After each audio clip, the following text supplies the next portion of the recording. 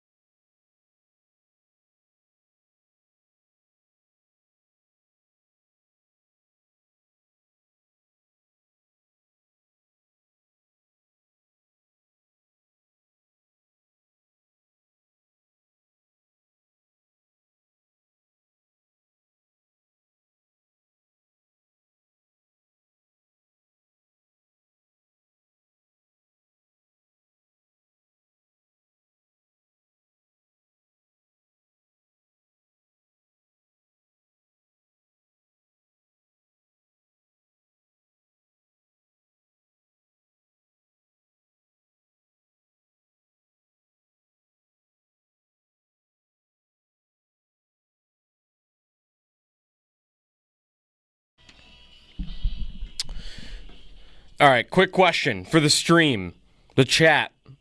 Owen's got it in front of you. Can you see the 7 burn on my forehead or no? Is it visible? Gone? Okay, good. Had a sunscreen incident, maybe? Sunscreen file. Sure, yeah. Gotta open them up. Yeah. The realization on Saturday morning after being out on the beach all day on Friday for the 4th of July that, I must not have rubbed the sunscreen in on my forehead very well because I look like I'm Harry Potter with, maybe it wasn't quite a lightning bolt. Look like a 7. Just a little. It's a stylistic choice. You know, it's a temporary tattoo given to you by the sun. Pretty much. That's all you got to think about it. Yeah, the chat is saying it's slightly visible. I don't. They might Maybe just they've be. got better. They might just be saying you know what? A little bit. Yeah, you know what? A little bit. Here we go. The hat is shadow, guarding it. Oh yeah. Yep. There it is. There it is. The 7 tattoo for the week. I like it. It'll be gone in a day, probably. Yeah, you'll be. Because I'm a 5-year-old and going to rub in my sunscreen on the 4th of July, which I hope everybody had a great 4th. Is the weather? Mike Shope always says this about Memorial Day. Is this true of the 4th of July also, that we've never had a bad 4th of July for weather? I think there were a couple of years when we were still up in Canada at the cottage when we used to have a huge party every year. There were a couple of years where it rained, but it's been years, and it was maybe 1 or 2 times since I've been alive and sentient. Okay. So I think pretty much, yeah. Usually, if we get anything, you would think in July like that, it would be it would be a giant thunderstorm, of some sort because of the heat and the humidity and whatnot. So. Yeah, I hope everyone had a great 4th. The weather was great. It's been hot over the weekend. Jeremy's off this week. So I saw Del Reed with this take over the weekend. I'm more on board with this after we had such a bad weather spring. Are you not allowed to complain about the weather in the summer being too hot? or too humid? Or is that more true this year because we just had a disastrous spring when it comes to how cold it was and how rainy it was, and the sun didn't make an appearance until like June 10th, it felt like? I think that setup of spring gives you maybe a little less, you're just less prepared for how hot it's going to be, so I feel maybe there's more of a right to complain. That's my thought process there, because it has felt so hot. Because normally I'd want to I would be easier to complain about. It's so humid and it's 90 degrees. Yesterday my car said 93. Well, like while I'm driving, not like when you first get in the car and it's usually higher than it is. Got 107 on there. Yeah, once it's settled in, we got to about 93. But that would normally for me be, this is brutal. I don't want to go outside when it's like this. But even in me, 2 months ago, it was horrible. Ridiculous. It definitely was horrible. It was absurd.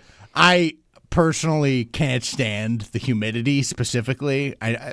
Hot take alert. I know everybody feels that way, but I will never not complain about the humidity. That if it's too humid, you'll hear about it from me. I can't.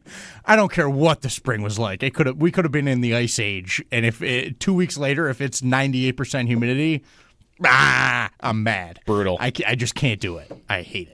Josh went away to Maryland. What was Maryland like? Rhode Island, actually. Rhode Island. But it was just as hot, and we actually, for one of the days, had a generational hailstorm.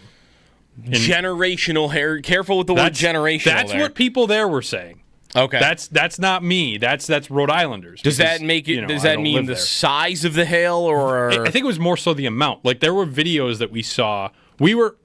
We stayed with some of my girlfriend's family just outside of Providence, and we were out away for the day in Newport, which is like an hour away, and it was gorgeous all day long. Beautiful, nice sunny skies.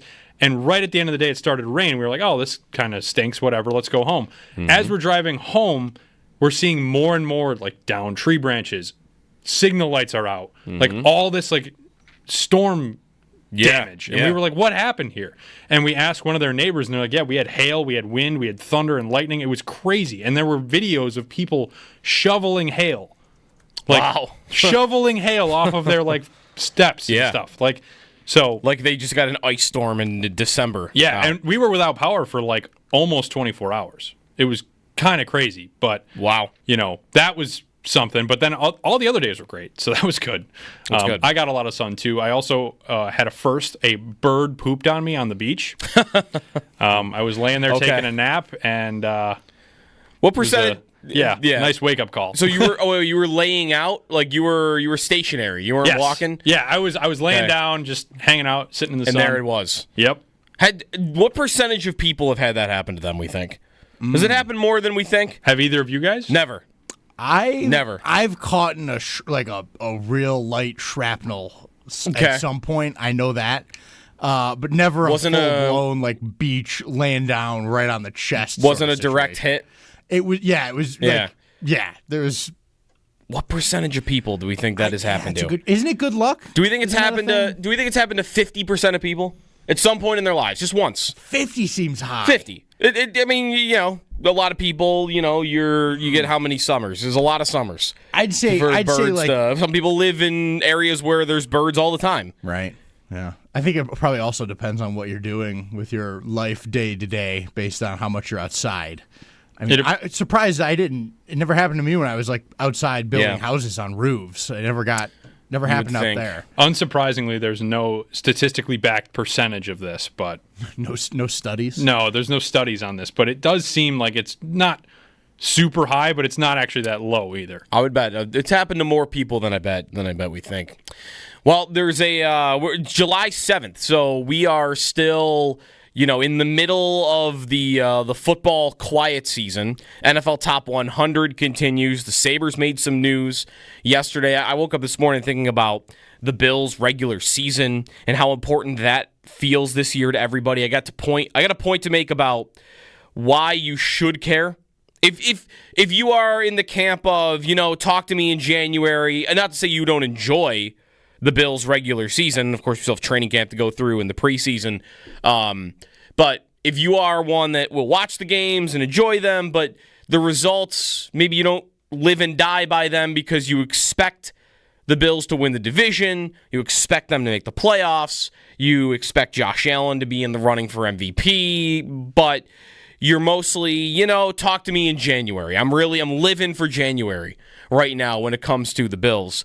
I've got one reason why, and it does relate to January. You should care a lot about this regular season, and something the Bills haven't done yet, and one thing that really could help them go on a run. But before we get into some football, because I do want to do that, and we've got some guests. Paul Hamilton's going to come up at 7 this morning to talk about the Bo Byram arbitration, and at 8:30 we'll talk to Kevin Ostreicher. We'll start going through the Bills' schedule team by team. So today, the Ravens, week 1, and what's happened with their offseason, and if their roster is still as well built around Lamar Jackson as it was last year, which I think was a reason why he did not win MVP. You had better stats, but you had more help.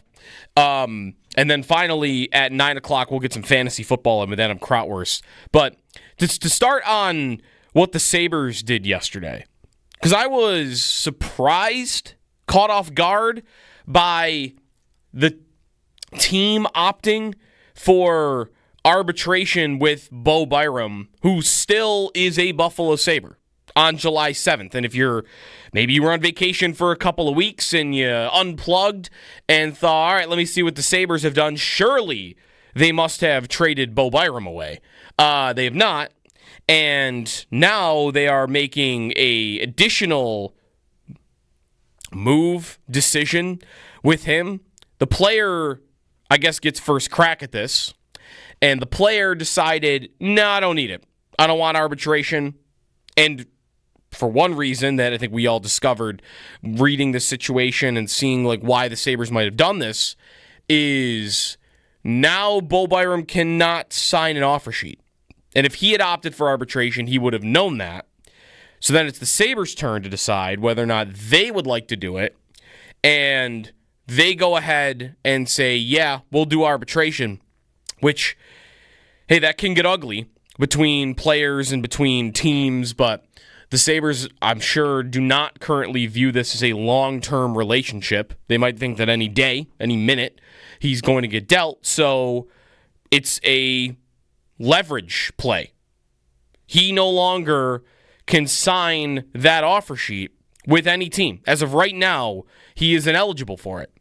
So if there was a consideration out there between Byram and whoever, I saw there was an article about the Sharks and Byram from yesterday, but they wouldn't do it, you think, because of how high their pick would be, but whatever. That there was a real threat of teams, vulturing around Byram and thinking, all right, we can get this guy in an offer sheet. We could really test the Sabres. We could really put a front-loaded money contract on the books and do it long-term, and we don't think they want to do a long-term deal. So, and they might know Byram wants out because he doesn't have a problem with Buffalo or a problem with the Sabres even, but he just wants a bigger role, and he wants big money. So, if a team came at the Sabres and tested them on that, they would have had a pretty tough decision. Because if you want to move Byram off your team for something that will help you right now, well, that's over. You cannot do that. He signs an offer sheet. It is either you're keeping him or you're taking the draft pick compensation. And if you're keeping him, you're not allowed to trade a guy for a full year after you decide to match that offer sheet. And the Sabres would have been, I think, in a little bit of a tricky situation had that happened. So with this, they get to throw that out the window. And what is also interesting now is they have no restraints on that remaining cap space. Not to say they'll use it, because I'm very skeptical that they will use it, but as of right now, $13.6 million, which even Kevin Adams, I think, had alerted everyone to last week when he spoke, that they needed to hold on to some cap space in the event that Byram got offer sheeted. You got to have it ready so that if somebody comes calling and makes you make a decision, you have the available room to match. As they said, they would match anything. Well, now you can't. Now there's no reason to match. So, all right, but we're a week after free agency, and everybody's gone. Nikolai Ehlers signed with Carolina over the weekend, and not to say the Sabres were, I think, necessarily a strong bidder on him anyway. The list is, what are you supposed to do with it? Now it's to the trade market. And I don't know whether to buy this because it's Alan Walsh, the JJ Peterka's agent. He's the NHL agent that has his own Twitter account that he's always talking and whatnot. And he did say last week that there is still so much unused cap space in the next couple of years with the cap going up that expect the trade market to really heat up this week.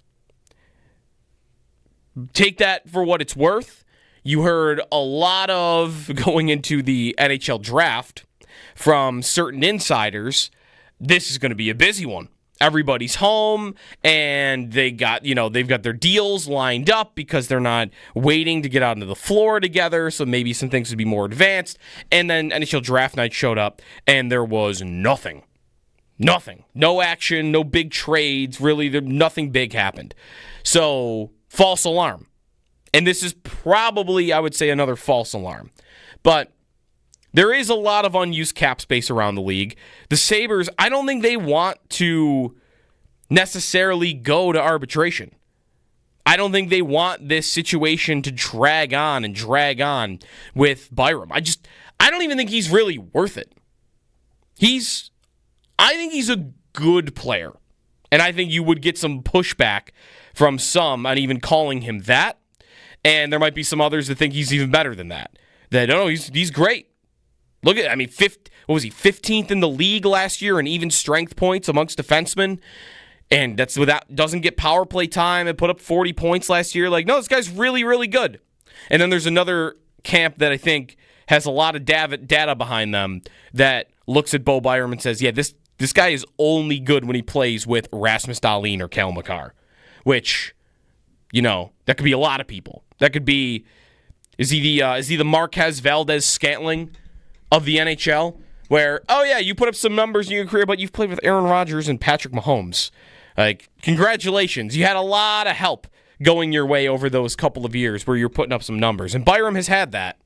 He was also a very high draft pick, which I think helps in his favor as well. I think he was 4th overall.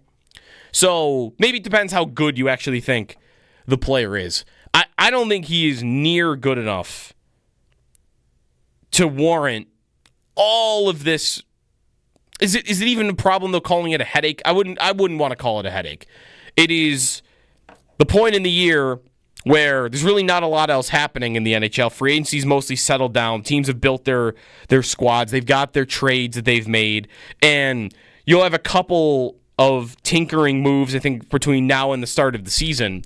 But I think most teams have done the majority of their work.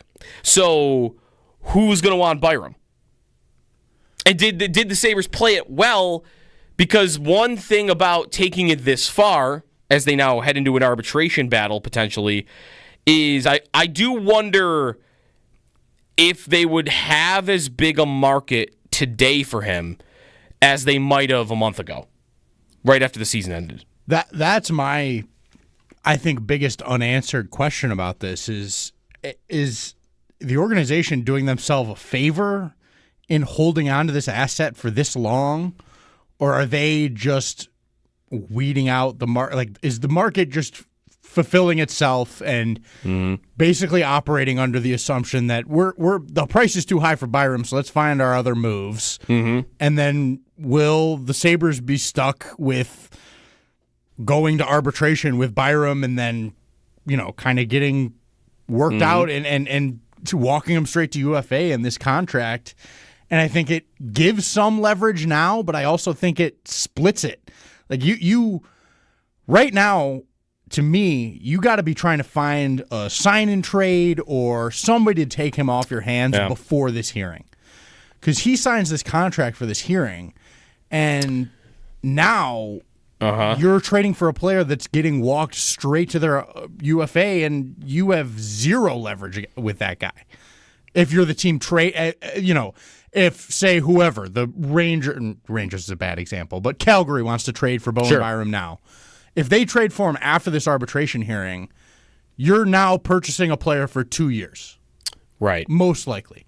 He's not going to, you're walking him straight to UFA if he gets that arbitration contract. Yeah. And then you're in trouble. So that just lessens your value more.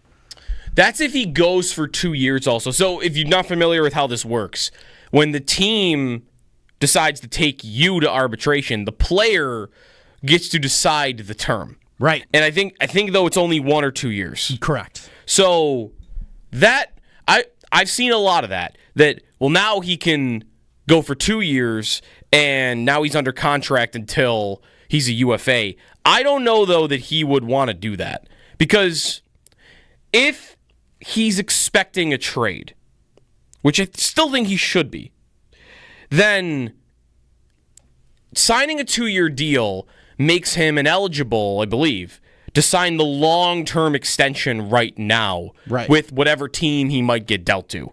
Right. And if he goes to, let's use Calgary, because Calgary has been mentioned, you just use them, and they've been reportedly interested, and that's close to home for him in comparison. He's from the Vancouver area, so it's closer, obviously, by a lot.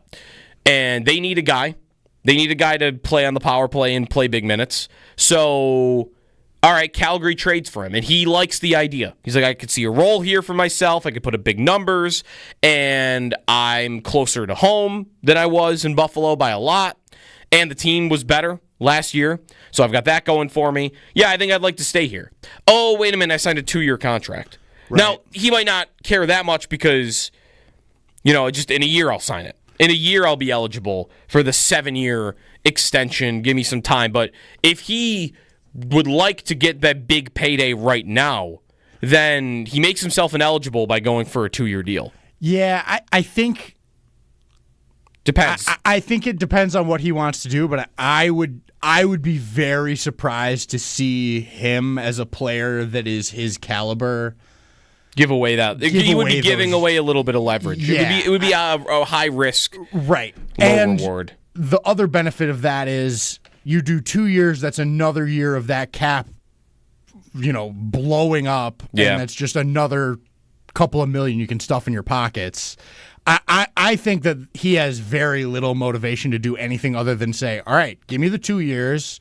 I'm secured in this, whatever it's going to be, $7.5 million contract that he'll be awarded in arbitration for 2 years, and then I get to go do whatever I want, wherever I want, and then you're golden. And I think he's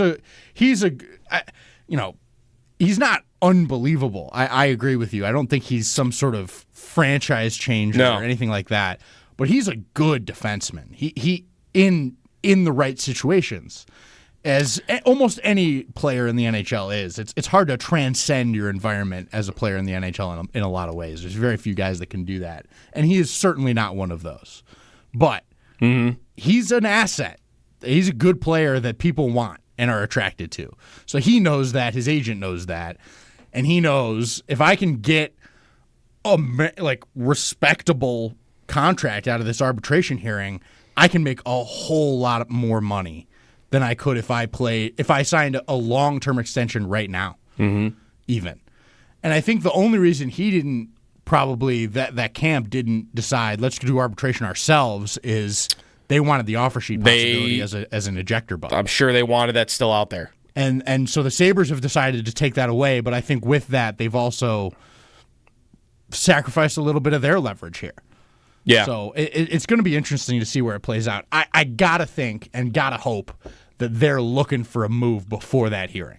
Yep. It's got to be your best course of action at this point. I would agree. I would think a trade at some point is still likely, but who knows? I don't actually... Unless... I don't think those hearings happen until August. It's late July, I believe. Late July? Okay, so there's weeks to go. So really...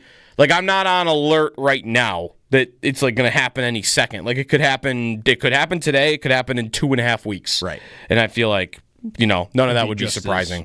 And there's also a chance that they've made the decision, all right, we're just going to go with him for the next 2 years and see what happens. Yep. There's also that, possibility mixed in here. Yep. 8030550 is the phone number. We will get into some football today. I want to talk about the Bills' regular season and what's on the line this regular season for the Bills. It might feel like not as much as last year. Last year was very much just get in. We're not really sure how good this roster is. They're not even favored to win the division, although that was only for like a day where the Jets were favored at a couple of different sports books. But, hey, the Jets with Rodgers and the Dolphins, like, this is going to be a fight. And then the Bills won it and cruised. So now I don't think about that. I don't have to worry about it, I would say at the very least. So what do I got? And I do think there is something to be very motivated for the Bills' regular season. So get to some of that. Paul Hamilton's coming up at 7. Get his thoughts on this Byram situation now. The Sabres have made an arbitration move here to file for that. So get Paul's take on all that. Talk some Ravens, talk some fantasy. Have a lot of fun. You got a thought? 8030550 is the phone number. Jeremy's off this week. Jody Biasi, Owen Parker, Josh Schmidt, all hanging out here in WGR.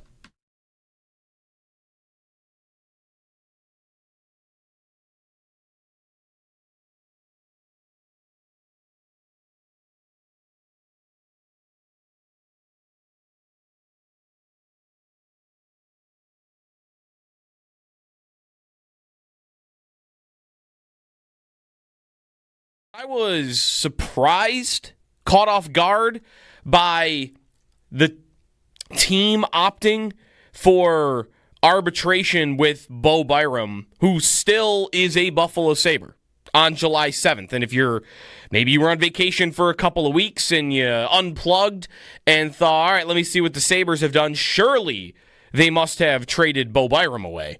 They have not. And now they are making a additional decision with him. The player, I guess, gets first crack at this. And the player decided, no, I don't need it. I don't want arbitration. And for one reason that I think we all discovered reading the situation and seeing like why the Sabres might have done this is now Bo Byram cannot sign an offer sheet. And if he had opted for arbitration, he would have known that. So then it's the Sabres' turn to decide whether or not they would like to do it. And they go ahead and say, yeah, we'll do arbitration. Which, hey, that can get ugly between players and between teams. But the Sabres, I'm sure, do not currently view this as a long-term relationship. They might think that any day, any minute, he's going to get dealt. So it's a leverage play.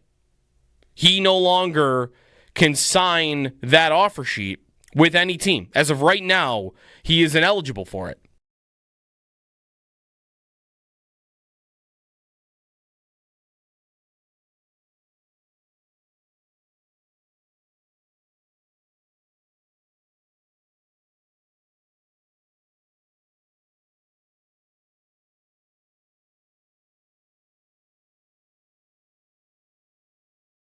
What is also interesting now is they have no restraints on that remaining cap space. Not to say they'll use it, because I'm very skeptical that they will use it, but as of right now, $13.6 million, which even Kevin Adams, I think, had alerted everyone to last week when he spoke, that they needed to hold on to some cap space in the event that Byram got offer sheeted. You got to have it ready so that if somebody comes calling and makes you make a decision, you have the available room to match. As they said, they would match anything. Well, now you can't. Now there's no reason to match. So, all right, but we're a week after free agency, and everybody's gone. Nikolai Ehlers signed with Carolina over the weekend. And not to say the Sabres were, I think, necessarily a strong bidder on him anyway. The The list is, like, what are you supposed to do with it? Now it's to the trade market. And I don't know whether to buy this because it's Alan Walsh, the J.J. Peterka's agent.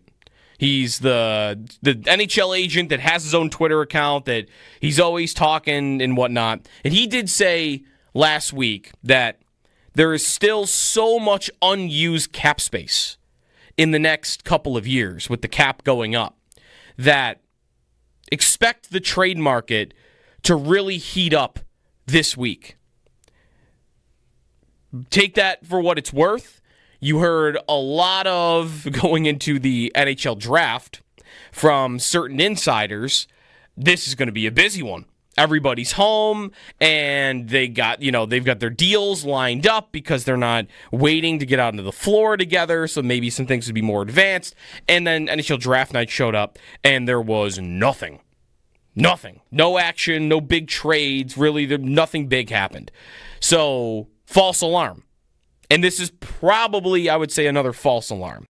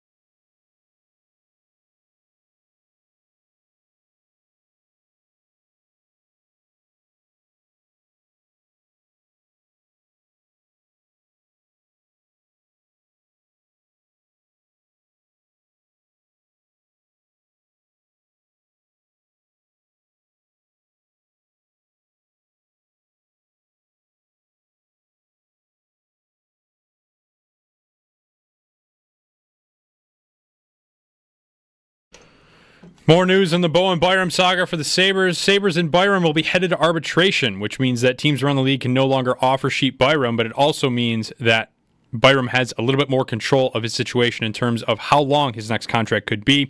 The Sabres can still reach an agreement with Byram, and they can also still trade his rights to other teams prior to these hearings. They start on July 20th and run through August 4th. For more information on this, Paul Hamilton has more on our website, WGR550.com. History made in the NBA yesterday. The league's first 7-team trade made official. Teams included the Rockets and the Suns. It was centered around Kevin Durant being sent from the Suns to the Rockets, but it saw 5 other players involved, along with 13 total draft picks being swapped between the teams. Wimbledon gets back underway this morning. 4 more matches in the men's singles. Number 1, Jannik Sinner plays at noon against 19-ranked Grigor Dimitrov. And also in action today, number 6-ranked Novak Djokovic takes on number 11, Alex de Minaur at 8:30. Those are your Paddock Chevrolet sports headlines. Paddock Chevrolet, celebrating 90 years of being your hometown dealership.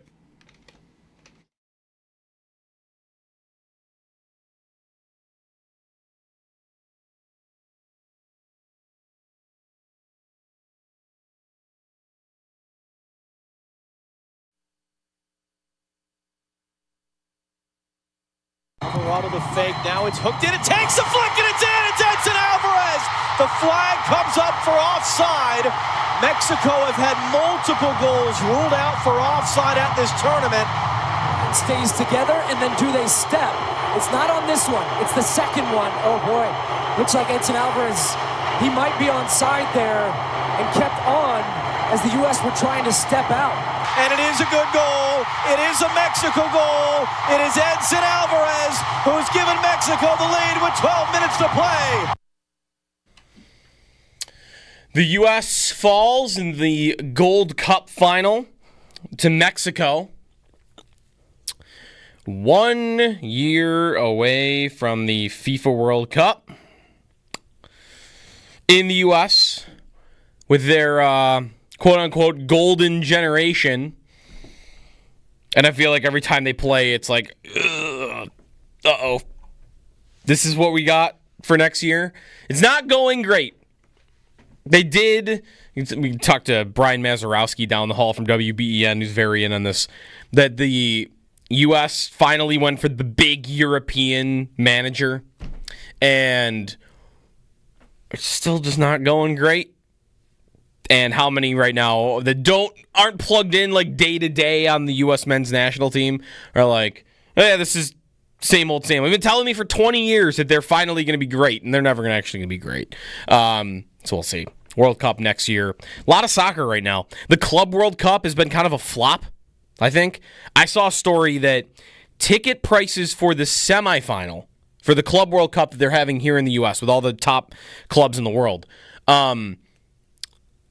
Ticket prices originally were $300, the lowest ticket price for the semifinal, and they have slashed the prices to $13 because they are so afraid of having an empty building, which they've had a lot of during this tournament. So that's not going great. They'll have no problems like that for the World Cup next year, but for the Club World Cup, it has been it's been an issue. 803-0550 is the phone number. It's a beautiful Monday morning. Jeremy White's off this week. Jody Biasi, Nate Geary will be in with me tomorrow. Of the things that are going on right now in sports, Wimbledon, right? The John Deere Classic from the weekend, although if you're a big golf fan, you would have known there weren't many big names in the field. It was very slim pickings. This week, the Scottish Open, and then next week is the Open Championship. So we're almost at another golf major. So we're getting there. I mentioned all the soccer that's going on right now. And then baseball, right now, the Blue Jays have won, I think, is it 8 in a row? 8 in a row. And Zach Jones, I saw, went to a game yesterday. It was because he's an Angels fan, though, and that didn't go well for them. So Blue Jays are like the story in the sport right now. So, yeah, I've thought about driving up this week. Quick hour-and-a-half drive up to Toronto, 2-hour drive up, depending on the time of day. Go see a game because they're playing really good. First place in the AL East. So that's going on, too, right now. And then it's just waiting for training camp for the Bills. And the thing I was thinking about this morning, and the thing the Bills haven't done yet, as we approach camp, and then we'll get to preseason and then the regular season. There is a preseason game this month, by the way. The Hall of Fame game is at the end of the month. And I don't feel like there is a ton of anxiousness for this Bills regular season. I think everybody is excited for it and can't wait for football to be back. And, that's nearing. This is going to be, I think, a less stressful regular season, assuming that something unforeseen doesn't happen, where the Bills, I don't even know what it would be, but would lose 2 years ago when they are 6-6 and they lose to Denver and they're firing the coordinator, and it's like, what is happening here? There was a point in time where 2 seasons ago, their playoff probability was like 30% to make it. The reason I can't see that happening this year is, one, big difference then to now with confidence in the offensive coordinator. I think there's way more confidence right now going into this year with Joe Brady than there would have been then with Ken Dorsey. Dorsey had been here a year, and there were mixed results, mixed feelings on how that had gone. Brady did a phenomenal job in his first full season, and even the half season before that. So I guess the league could catch up to him, but I am not expecting that. And the roster is improved, and they're pretty much a team without holes all over the roster. They've got some spots where maybe you'd like to see them do, better than they are on paper. Safety might be one of them. But there's just not this angst with me about their season.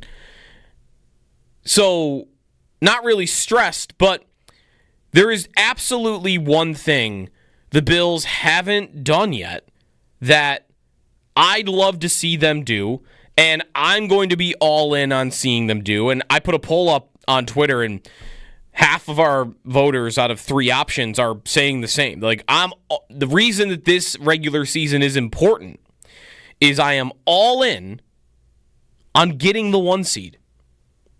Every year we talk about it. Every year we follow it. during the season, something to chase, right? But it's not yet happened for them. And I do think there is a huge advantage that comes with it.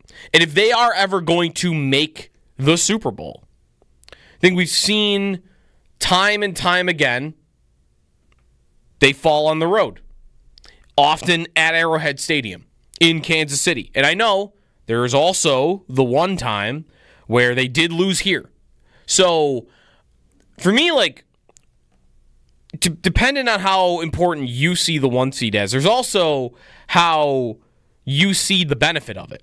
And I think a lot of people immediately jump to, well, I get home field throughout the entirety of the playoffs. And that's great, especially in the final year of Highmark Stadium. To have home field throughout the playoffs in the final year at the stadium would be special. It would be great because it would set up the possibility of the final game in that stadium's history being an AFC championship where you win to go to the Super Bowl. Be an all-time day at that stadium. One that I wouldn't be able to rival. If you were there during the 90s, 51-3, winning Super Bowl, winning AFC championships to advance to the Super Bowl, the comeback game, you've got a million of those. Not to say we have none. If you're my age, you've got the New England playoff game, the perfect game. But you don't have a game where you want it to go to the Super Bowl. And that would be awesome. But the real value that I see in getting the 1 seed, something the Bills have not yet done, is you are guaranteeing yourself the easiest path to getting to the Super Bowl. And you are potentially avoiding Kansas City, which I still want to feel like that is important. Time and time again, they've kind of beaten that respect into you that it would be great to avoid them and to have a run, to have a series of games where you don't have to go to Arrowhead or they don't even have to come here. The evidence of that in the last 4 playoffs, really the last 3 are the big key to this. You are easily getting the best path. You're getting a free playoff win. That first round bye is critical.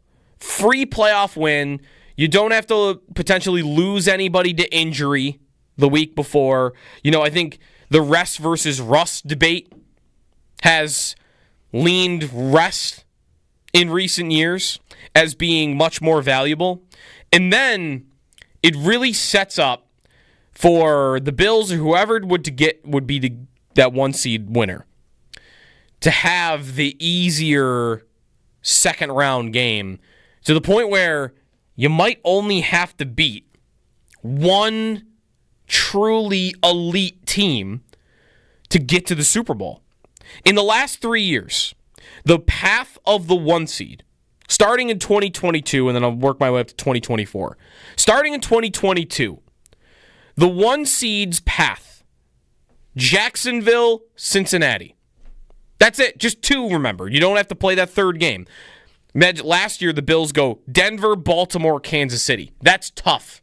And you could do that, and teams have done that. I think the Chiefs have done something like that 2 years ago. But that's a tough road, even if they are at home. So 3 years ago, Jacksonville and Cincinnati. That was it. That's all Kansas City had to do to reach the Super Bowl. 2023, Houston, followed by Kansas City. That's Baltimore. Baltimore doesn't end up finishing the job there. They lose to the Chiefs. But what was their path? Beat the Texans and then beat Kansas City. And then last year, Kansas City's the 1 seed. What's their path? Houston, Buffalo. So 3 years in a row, the winner of that 1 seed in the regular season has not had to play anybody in week 1 of the playoffs. And then in week 2, have had the AFC South winner. And that 4-5 matchup, but can't you see that 4-5 game this year being like Houston and Pittsburgh again? Or Houston and the Chargers again? Or whoever that second place AFC West team is if Kansas City happens to win it again. the odds of it being like a Baltimore or the Chiefs or somebody, the Bengals, maybe the Bengals would be a team that you'd be more worried about for that. But 3 years in a row, it's been that AFC South winner. And not to say that that's a gimme or that team is a pushover, but kinda. Nobody ever takes the winner of that division seriously, and I can't imagine taking the winner of that division seriously again this year. So, really what it is you are most likely, if the Bills are able to go through the regular season, they're able to get that 1 seed finally, which they've never done, you are most likely eliminating the possibility that you are going to have to play Baltimore and Kansas City in the same playoff run. And I think the value of that is far greater than even just the getting to play home field throughout the playoffs. But of course, you get that as well. So you tell me, how important is this Bills regular season to you? Is the 1 seed enough to be the end-all, be-all of a 17-game slate? Because I just don't. We've talked about New England and their schedule and them coming up a little bit, but I really just can't realistically see the Patriots or the Dolphins giving the Bills a real fight, a real stressful fight during this season. Let me know what you think. 803-0550 is the phone number. Talk a little more on that, on the importance of this regular season as we get closer and closer. Training camp in a couple of weeks. And Hard Knocks as well. 803-0550 is the phone number. Paul Hamilton, is coming up at 7 o'clock. We'll talk more about the Bo Byram situation, and we'll get some more football in after that as well. It's Jeremy and Joe. Jeremy is off today, and this is WGR.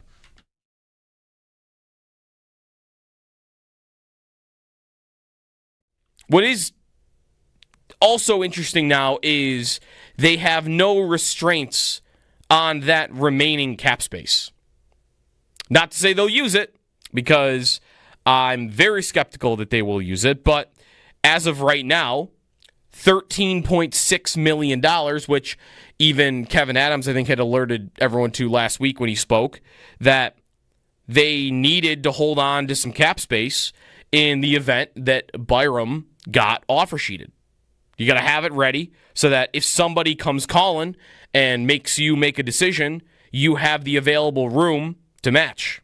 As they said, they would match anything. Well, now you can't. Now there's no reason to match. So, all right, but we're a week after free agency, and everybody's gone. Nikolai Ehlers signed with Carolina over the weekend, and not to say the Sabres were, I think, necessarily a strong bidder on him anyway. The list is, like, what are you supposed to do with it? Now it's to the trade market. And I don't know whether to buy this because it's Alan Walsh, the JJ Peterka's agent. He's the NHL agent that has his own Twitter account, that he's always talking and whatnot. And he did say last week that there is still so much unused cap space in the next couple of years with the cap going up that expect the trade market to really heat up this week. Take that for what it's worth. You heard a lot of, going into the NHL draft, from certain insiders, this is going to be a busy one. Everybody's home, and they've got their deals lined up because they're not waiting to get out into the floor together, so maybe some things would be more advanced. And then NHL draft night showed up, and there was nothing. Nothing. No action, no big trades, really, nothing big happened. So, false alarm. And this is probably, I would say, another false alarm.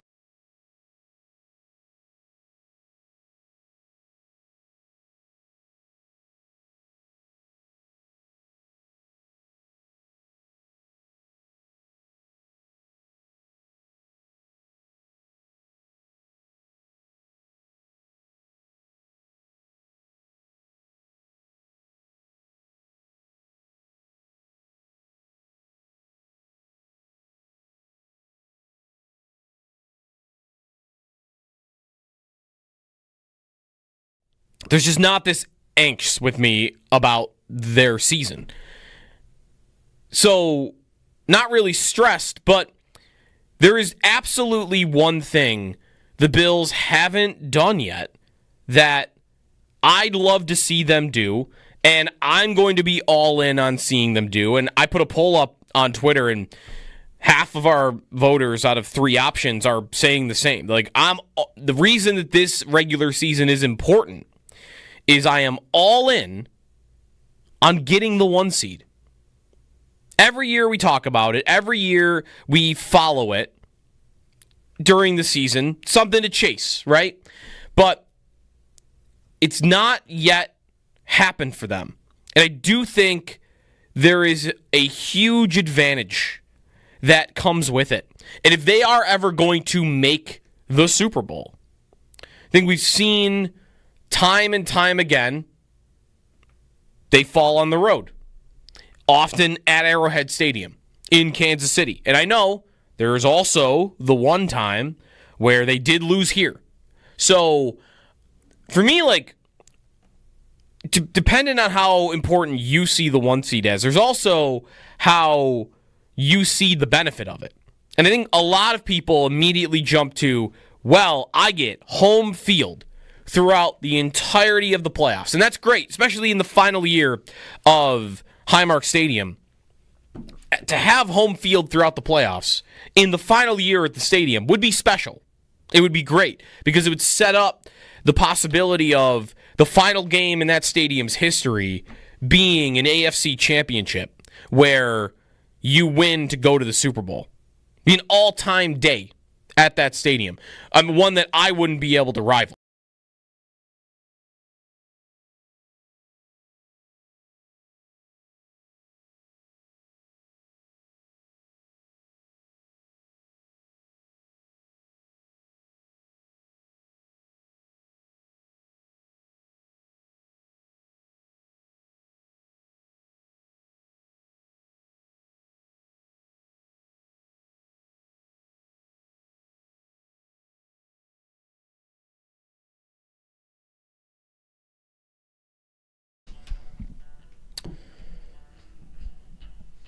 Welcome back. It's Jeremy and Joe here on WGR. Jeremy is off to the Finger Lakes this week.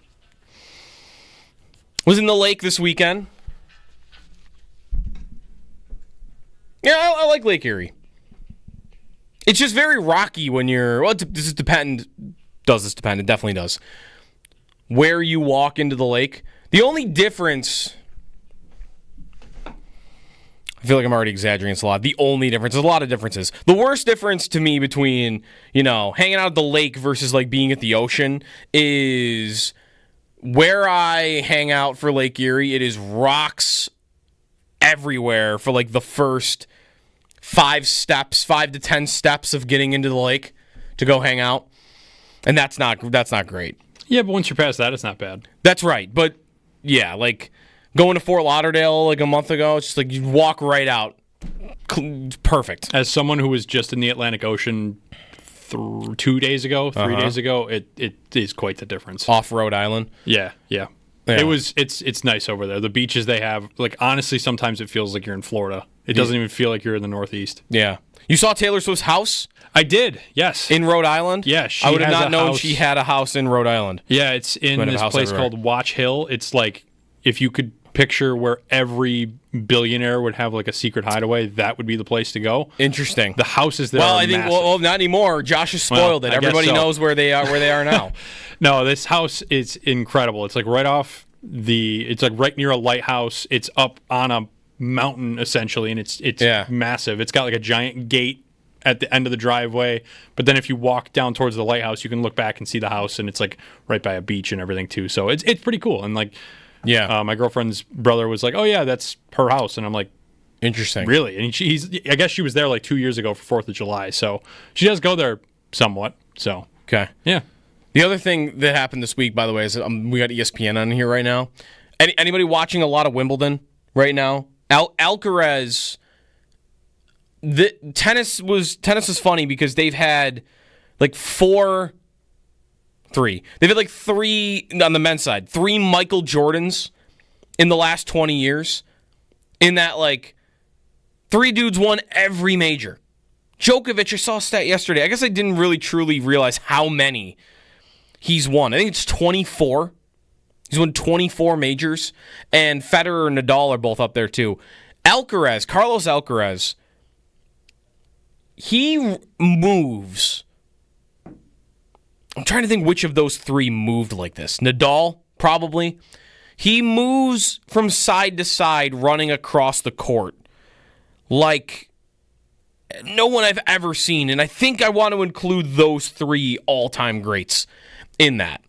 Just how quick he is, how fast. Because when I think of Djokovic, I think more of like power, and Federer, it's more, grace and whatnot. And maybe Nadal is the one that was like, he was flying, he could fly all over the place.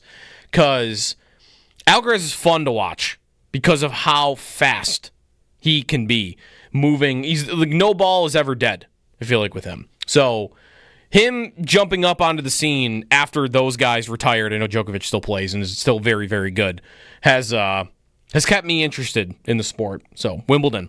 When we get back, we'll get back to some hockey. Paul Hamilton will join the show on Bo Byram and this arbitration hearing that the Sabres will have with him eventually if he's not traded, and why the Sabres decided to do this. We'll get to that with Paul coming up next here on WGR.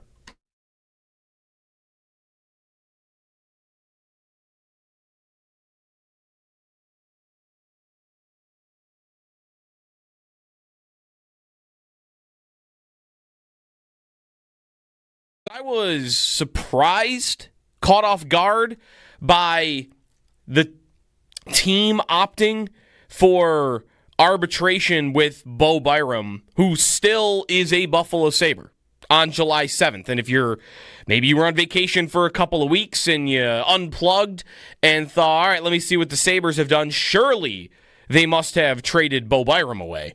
They have not. And now they are making a additional decision with him. The player, I guess, gets first crack at this. And the player decided, no, I don't need it. I don't want arbitration. And for one reason that I think we all discovered reading the situation and seeing like why the Sabres might have done this is now Bo Byram cannot sign an offer sheet. And if he had opted for arbitration, he would have known that. So then it's the Sabres' turn to decide whether or not they would like to do it. And they go ahead and say, yeah, we'll do arbitration. Which, hey, that can get ugly between players and between teams. But the Sabres, I'm sure, do not currently view this as a long-term relationship. They might think that any day, any minute, he's going to get dealt. So it's a leverage play. He no longer can sign that offer sheet with any team. As of right now, he is ineligible for it.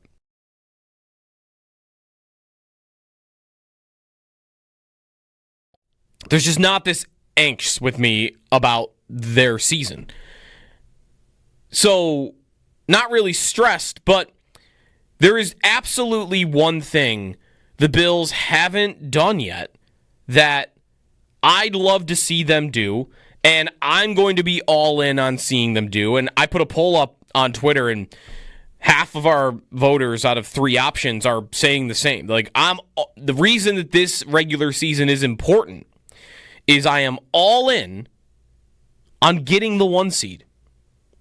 Every year we talk about it. Every year we follow it during the season. Something to chase, right? But it's not yet happened for them. And I do think there is a huge advantage that comes with it. And if they are ever going to make the Super Bowl, I think we've seen time and time again, they fall on the road. Often at Arrowhead Stadium in Kansas City. And I know there is also the one time where they did lose here. So for me, like, depending on how important you see the 1 seed as, there's also how you see the benefit of it. And I think a lot of people immediately jump to, Well, I get home field throughout the entirety of the playoffs. And that's great, especially in the final year of Highmark Stadium. To have home field throughout the playoffs in the final year at the stadium would be special. It would be great because it would set up the possibility of the final game in that stadium's history being an AFC championship where you win to go to the Super Bowl. Be an all-time day at that stadium. One that I wouldn't be able to rival.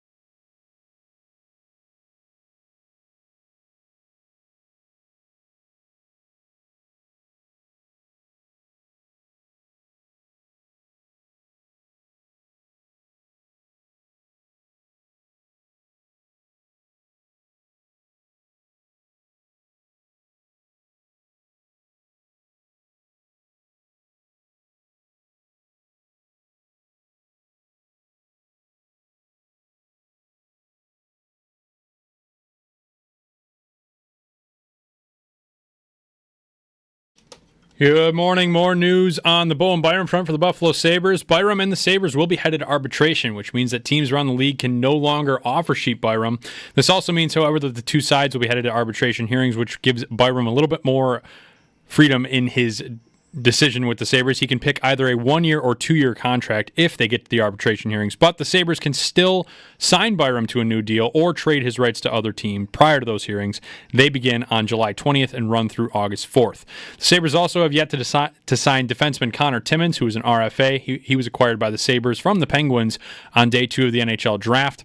Timmins and the Sabres will also be headed to arbitration if a deal is not made before the start of the hearings. For more information on this, you can hear Paul Hamilton coming up just next, or you can hear him on our website. You can read what he had to say on our website, WGR550.com.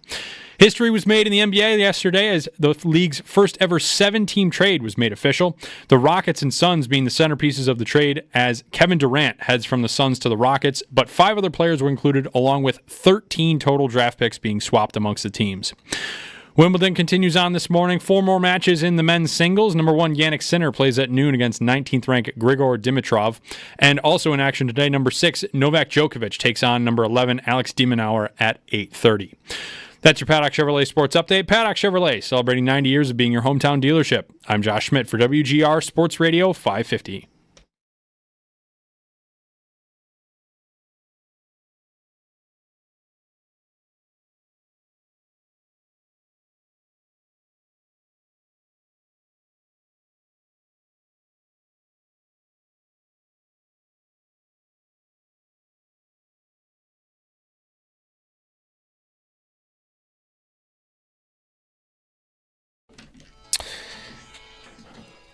Paul Hamilton joining the show now on the Wester Hotline. Good morning. It's a beautiful Monday. Good morning, Joe, Paul.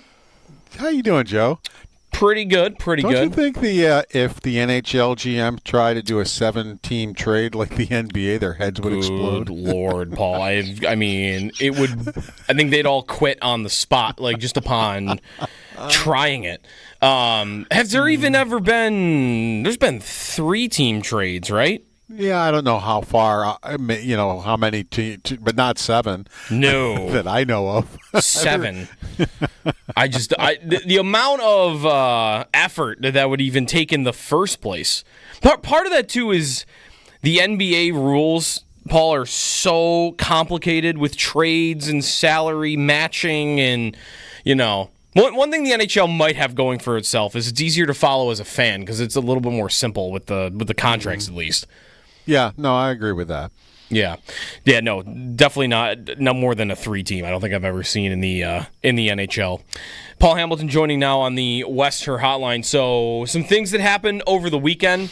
Paul, the Sabres electing to take Bo Byram to arbitration. Connor Timmins electing to go to arbitration on his end. So where do you want to start? Start with Byram and I guess why you see the Sabres did this, or what the reason is for why they would have wanted to do this. Well, they don't have to sit around and worry about an offer sheet now. That's some outrageous thing would be coming their way, because usually that's what happens with an offer sheet. So and sometimes it gets very outrageous, like for the first year of the contract or something, just to make it so the other team, it makes it impossible or near impossible to try to match it, so they don't have to deal with that anymore. And they get financial, certainty now. And now it's on. And Byram, he can elect to either take a 1 or a 2-year arbitration settlement, and then that'll be his salary. And now that doesn't mean he still can't, demand a trade and want to be traded, and that doesn't mean the Sabres won't trade him. They could trade him before arbitration. They could trade him afterwards. It also gives, the other team they're trying to trade with some cost certainty for 1 or 2 years. And it doesn't, you're not really walking them to unrestricted free agency, because even if it's a 2-year contract, you can do what the Sabres are doing with Tuck right now, or another team could. With 1 year remaining on the contract, you can start negotiating with him a long-term deal, or trade him. If you can't come up with a deal. So that really, I don't think, matters one way or the other. You can. It's not like he will hit unrestricted free agency and there's nothing you can do about it. Whatever team has him at the time can, as I said, 1 year in advance, they can negotiate, or if that negotiation isn't going to happen, they can trade him. Do you think Byram could, because we don't know yet, right, whether he's opting for 1 or 2 years on this? That's correct. He can wait till after the hearing. Gotcha. Do you think it would be in his interest at all to maybe even go for the 1 year? Because am I right in that if he said, all right, I'll do 1 year, and if they trade me, then I'm eligible to sign an extension with the team immediately? Mm-hmm. Yeah, I mean, he can go with 1 year, and I don't know from his aspect what would be better. It depends what the money is, what the arbitrator decides on. If you go by, some of the websites who try to say what players are worth, his worth and on some sites is around $5.3 million on a 1 year contract. Now those are just guidelines. Sometimes it's higher, sometimes it's lower. What players actually get, but that's what people are figuring he's worth on a 1 year deal. But so I don't know how he feels one way or the other. The thing is, the trade can still happen no matter what happens in arbitration. So they may feel too that, all right, another team now knows what they're getting, at least for a year or a 2 year contract, whatever it might be. Right now, they don't know exactly unless they get into a negotiation with Byram, which I would assume the Sabres would allow. If they find a trade that they would like, they'd be idiots not to let the other team, negotiate with Bo Byram to try to come to contract terms, similar to, J.J. Peterka. When they traded J.J. Peterka, the contract basically was in place. that the Utah, and J.J. Peterka, obviously the Sabres had given permission for them to talk, and he had a contract almost immediately. Yeah. Do you think, Paul, that they have maybe misstepped, or this would be tough to know because you don't know what's on the table for them at the outset? But I guess how would you see where they stand now, having this player still, having this asset that we all think they would like to trade, but maybe there are a lot fewer bidders now than there would have been a month ago? Just kind of the timing of it all and the fact that he is still here and what kind of market could still be out there for them. I don't know how true this is around the league, but I know here it often feels like when you get to this week, the week after free agency, I think most teams are typically done or pretty close to done with what they've done in the offseason. Well, and like after the first day of free agency, I think more teams might be in on it because they didn't get who they wanted, in free agency. And I suppose, we're 6 days out of free agency now. Maybe there's still teams that are looking for a defenseman that didn't get what they wanted in free agency, but there were some guys signed in free agency like at the end of last week, which, but the Sabres were holding their salary cap open, so they didn't, bid on a $6.5 million player, or, or would that $6.5 million player even come here? Who knows? So they limited themselves that way. I know there's a lot of snarking about the Sabres and what they're doing here and what they've done, and they've blown the whole thing. On July 7th, I don't have any idea if they've blown the whole thing. We kind of have to see how this comes out. Whether he gets traded, whether he winds up playing here for another year. I think they have to see how this shakes, or I have to see how this shakes out and what the end is going to be. There's too many different endings that can happen here. Sure. Whether how much salary cap space they're going to have. Well, Byram could eat up some of that space, or they can make a trade, and other players could eat up some of that space, or nobody's going to eat up part of that space. There's just so many ways this could end that, I just right now, for me, my opinion's on a holding pattern. Yeah, if they are around that, $5.5, $6 million, even if it's up to $7 million, depending on what the arbitrator decides. That's if they get there, right? Like a lot of times it doesn't even happen. True. If he's here, Paul, for this season, he's probably, and you correct me if I'm wrong, I think he's probably playing with Dahlin, just looking at how the roster currently looks on paper. And really, they might be incentivized to do that. If they still would like to do a trade at some point, that can happen in the season. And last year, I don't think anyone would dispute, he looked at his best when he was with Dahlin, and they could kind of free flow, move around each zone very actively. And then when they took him away from Dahlin, it just didn't look the same. So I don't know. One of those endings that you mentioned, I feel like he's here, and someone could argue that he's only doing it because of who his partner is, but I feel like he'll be playing with a guy he's going to get good results with. Yeah, the only thing he's not going to do, I think he would like to be on the power play, when he wants a bigger role, which isn't going to happen unless there's an injury. Lindy Ruff has said since he arrived back here for his second stint that he believes in analytics and pays attention to them. If that's the case, then Bo Byram is playing with Dahlin. It's simple as that. Why wouldn't you? I think Kesselring is a good match for power. So why wouldn't you? I don't know why you wouldn't put him with Dahlin, and then your third pair would be Timmins with Samuelson or Timmins with Ryan Johnson. And off you go. So I don't know why, because, and I know Lindy Ruff likes left-handed shots and right-handed shots, but Dahlin's fine on the right side, and numbers prove that he's fine on the right side. The eye test and the numbers agree that he's fine over there. So I don't think it has to be, we just have to have a left-handed shooting defenseman with a right-handed shooting defenseman. I don't think that has to be when we're talking about Rasmus Dahlin. Paul Hamilton with us on the West Her Hotline. So the Byram situation continues, and we'll see if they get to arbitration. By the way, do you know when the end of July, Paul, usually? Yeah, it starts July 20. I'm not going to guess. It's July 20-something. Okay. I can look it up real quick.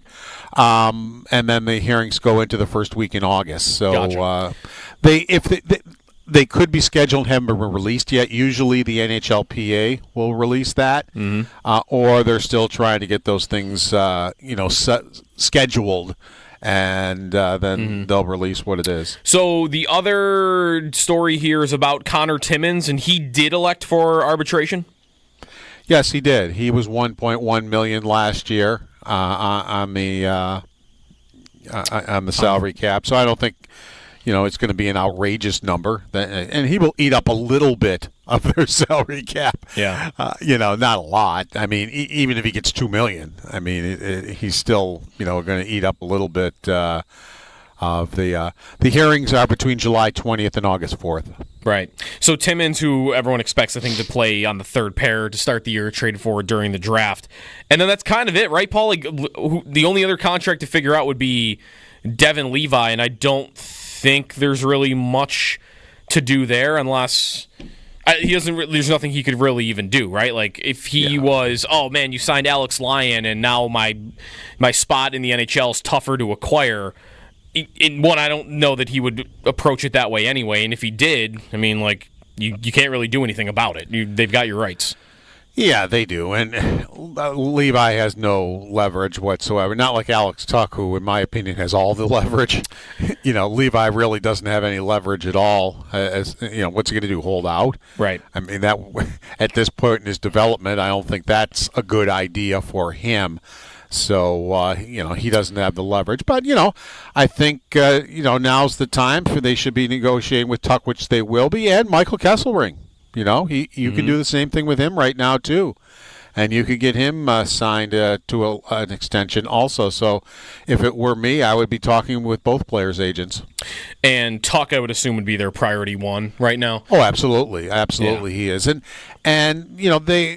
players understand, even though it's July 1st, but they got to get through free agency and that kind of stuff first. Now's the time to be sitting down with Alex Tuck's agent and as Adam said, and I have no reason not to believe him, that they already let Alex Tuck personally know and the agent know how they feel about him and that he is a top priority for them, and Tuck knows that. So just because they might have waited a week here to get themselves through free agency and this Byram thing, there isn't a deadline for this. They've got a year if they want it. I mean, I would say all summer. I don't know if Alex Tuck would be real excited to have his team negotiating through the season. Some players are okay with that. Some players aren't. There's no deadline for that, and I'm sure he understands that there were things they had to get through before they can actually sit down and have some hard talks. A week after free agency open, Paul, was there you often say it's silly season. Was there a contract you saw this week that was, way too much from when you saw it for the first time? I feel like the Ehlers contract, which was the biggest one, I think, in total value, actually wasn't as bad as maybe it could have been. I was wondering if he might even get like 10, but he didn't. He did not get that. You know why I don't think it became silly season? Because so many players re-signed with their own team teams. Discounts. Yeah. Even if you look at the contracts they re-signed with their teams, a lot of them gave, Ekblad. They all gave the team. Right. They all gave teams that they wanted to stay with kind of hometown discounts. So not all of them, but most of them. So I didn't even see any, in my opinion, really silly contracts on that side of it either. But unrestricted free agency basically was blown up by July 1st. Yeah. Because of all the players that re-signed with their teams. There just weren't that many star free agents left on the market. Even Brock Besser shocked everybody by re-signing with Vancouver.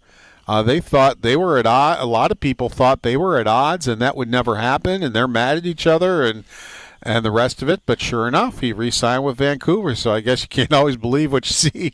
Mm-hmm. That was a bit shocking. So, yeah, I think the reason for that this year is I don't think there's ever been a year where so many players re-signed with their teams before July 1st. Yeah, that's where I saw a tweet over the weekend, Paul, ooh, look at next year's free agency class, and it's headlined by McDavid and Eichel, and it's, okay, what are the odds, though, that these players are actually going to make it?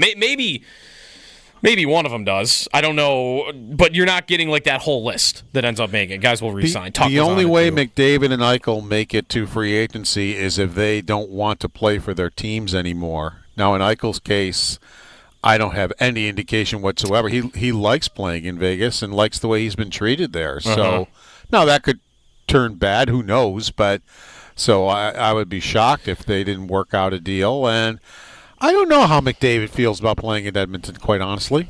I know he didn't feel fantastic about it. I mean, if you saw the look on his face when the lottery happened, he looked like, huh? He and Bettman looked like they saw a ghost.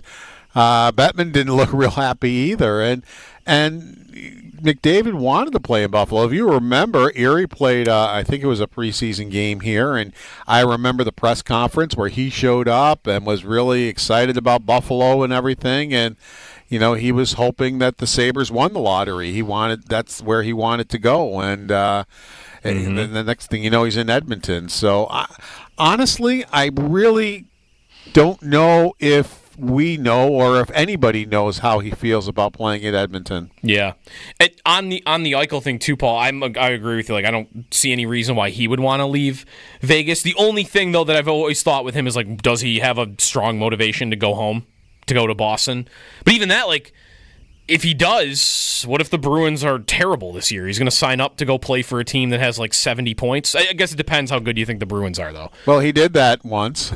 Right. So he went through the with the Sabres, no playoffs. Right. It's the hope. Well, there's hope. Well, this year, they've got this player. Well, there's hope. Yeah. Oh, there's O'Reilly here. Well, there's hope. Well, and that kind of feels like Boston a little bit right now. Yeah, we all know what happened with Hope. So he's done the Hope thing. Yeah. Now maybe he's willing to do it again, I suppose, if he could go home. But he's always said such glowing things. He truly seems very happy. Yeah. In Vegas, and even when you see him talk about it, the look on his face, I don't think he's BSing. I think he truly is happy playing there. All right, Paul. Glad to hear you in a good mood. I'm assuming that's because the Yankees finally got a win last night. It had been a minute. Did you see the play that Bellinger made? I saw people tweeting about it relentlessly, and I meant to look at it, and I haven't. So I'll do that right now. I did put it out there. I did retweet it if you want to take a look at it. It's one of the best plays. Not only the catch was phenomenal to basically, yeah, but to throw it from left field, and Goldschmidt actually, he kind of deked Lindor because he didn't put his glove up until the very last second. And then he put his glove up, so Lindor, who's looking at Goldschmidt, doesn't know the ball's coming. Right. And it is like an absolute missile that is right on the money. I was just as impressed with the throw as I was with the catch, but I did tweet it out yesterday if anybody wants to see it. I wonder if Goldschmidt does that on purpose. Waits until because you're right, Lindor is very casual going into first because I don't think he expects that there's a throw, a second behind him.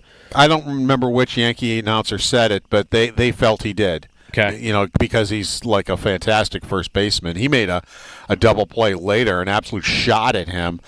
He was able to stab, and of course he wound up. The runner who at first base was basically standing next to him when he made the play, so he just turned around and tagged him for the double play. So he really made a couple of plays because the Yankees have been horrendous defensively, just absolutely horrendous defensively, especially recently. Their shortstop can't make a play to save his life.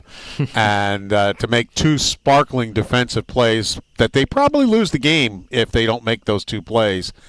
And I'll just quickly say Dominguez, that experiment has to stop. I know he's hitting well. He makes too many misjudgments in left field that cost them outs. They're not errors, but he takes the wrong route to a ball and he doesn't catch it.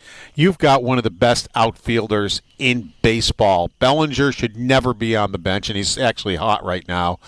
I mean, they got to go with those three outfielders that they have and forget about Dominguez. I don't care if he's young. I don't care whatever. He kills them defensively, and I think he's part of the reason why they are no longer in first place because of his defense. All right. Yankees takes. I love it from Paul. 3 games back at Toronto. I would have takes too if I were a Yankee fan. Thank you, Paul. Take care. Paul Hamilton on the Western Hotline. Yeah, the Blue Jays, 3 games up. I am going to definitely get to go see one of their games. They also are hitting and scoring like crazy. I guess the last couple games were a little more tame, but before that it was 8 runs, 11 runs, 12 runs. So there's a 9-run in there. Good baseball right now up in Toronto. 803-0550 is the phone number. We will get back to some football here. How important is the Bills' regular season to you? Is it for it just being the last year at the stadium, the 1-seed chase, which is what I'm going to be looking for? Maybe you think the division is being slept on, which it is, but maybe you think that's wrong. 803-0550 is the phone number. Kevin Oestreicher's coming up at 8:30. We'll talk about the Ravens. So all that coming up here on WGR.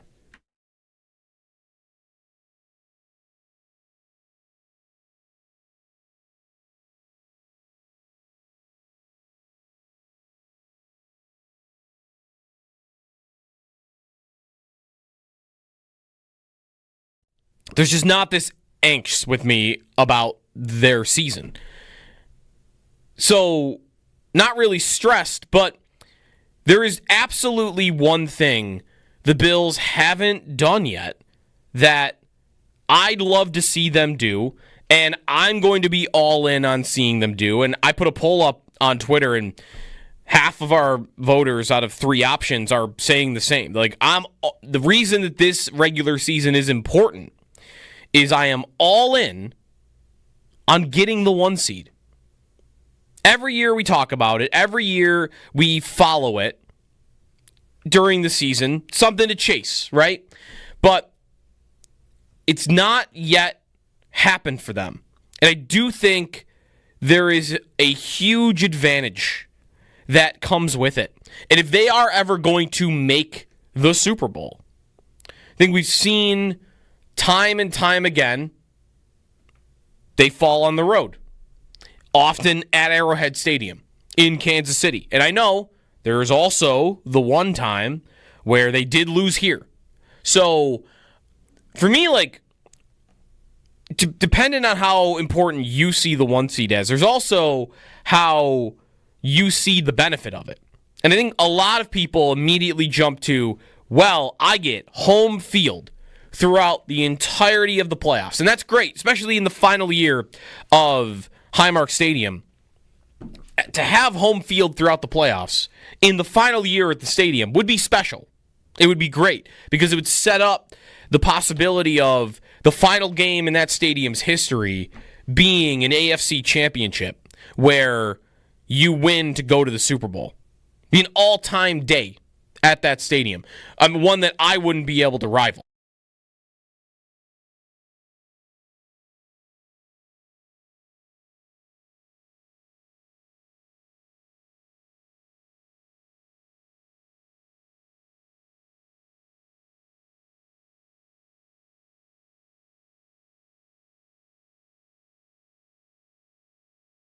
What is also interesting now is they have no restraints on that remaining cap space.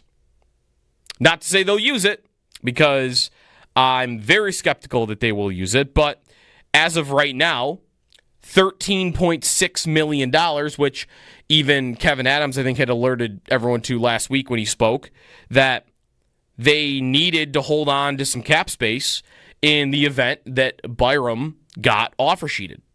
You got to have it ready so that if somebody comes calling and makes you make a decision, you have the available room to match. As they said, they would match anything. Well, now you can't. Now there's no reason to match. So, all right, but we're a week after free agency, and everybody's gone. Nikolai Ehlers signed with Carolina over the weekend, and not to say the Sabres were, I think, necessarily a strong bidder on him anyway. The list is, like, what are you supposed to do with it? Now it's to the trade market.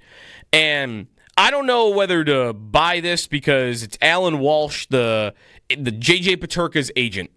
He's the NHL agent that has his own Twitter account that he's always talking and whatnot. And he did say last week that there is still so much unused cap space in the next couple of years with the cap going up that expect the trade market to really heat up this week.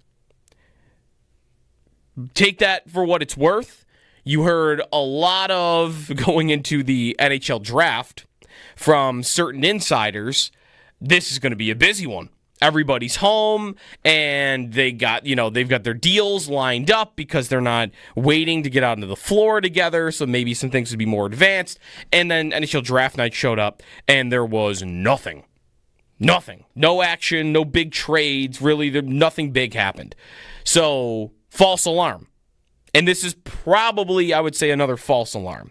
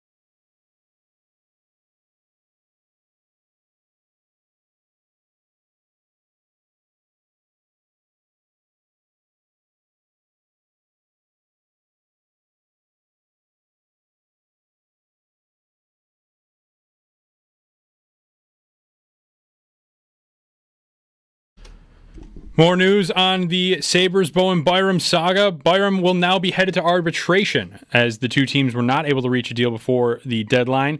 No team can no longer offer sheet Byram, but the two sides will head to arbitration hearings that start on July 20th. Sabres still can reach a deal with Byram before then, or they can trade his rights to another team.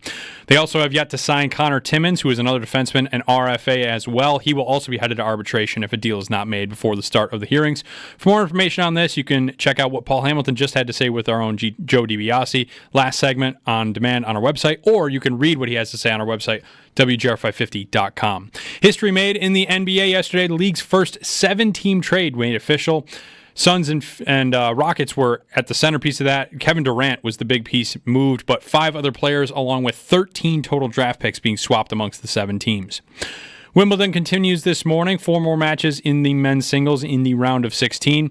Number 1 ranked Jannik Sinner plays at noon against 19 ranked Grigor Dimitrov.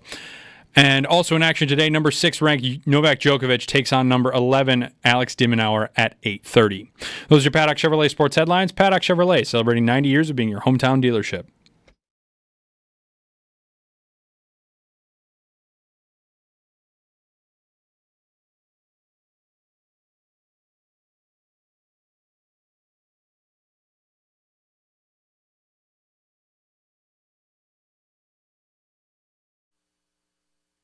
I think you start with acknowledging that per route run last year, Dalton Kincaid was the most targeted tight end in the NFL. Like, the Bills want to throw him the ball, and he's had 2 seasons of really good route running metrics in terms of separation rates and 2 really good seasons of yards after catch metrics. So it really just comes down to, can Josh Allen and Dalton Kincaid develop the chemistry that's necessary to maximize the opportunities that exist for Dalton Kincaid? And I think, of course, Dalton Kincaid needs to be durable and available and be stronger, right? Have the functional strength that the team's kind of called him out now for a couple of years on.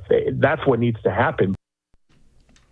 Joe Marino, Locked On Bills, last week on Dalton Kincaid's importance to the offense. Good morning. It's Jeremy and Joe. Jeremy's off this week. It's a beautiful Monday morning. Get to a phone call in a moment here on the importance of this regular season to you. Why it might be important. Maybe it is always, or it's because it's the final year at the stadium, or, like for me, let's see them finally get that 1 seed. That they've not done that. They have the best point differential in the league in the last 5 years, and they have the best record other than Kansas City, and yet not once. Tennessee's even done it, but the Bills have not. Real quick, before we get to a phone call on this, that point about Kincaid, this is where I'll be very curious to see, is he blocked by Dawson Knox or not? Because he was, as Joe just mentioned, like yards per route run at the tight end position, like the best in the league, and dealt with injury all year long. His route participation rate, routes run per number of team pass plays. He ran a route last year, Dalton Kincaid did, on 62% of the Bills' pass plays. That was 17th in the NFL at his position. So some of that is injury, but not all of it, because the year before, when he played the whole season, he ranked 13th in the league at that number. He should be, if he's going to be a focal point, if he's going to be a 100-target guy, breakout candidate, you're going to want to see him run as many routes as any tight end is in the NFL.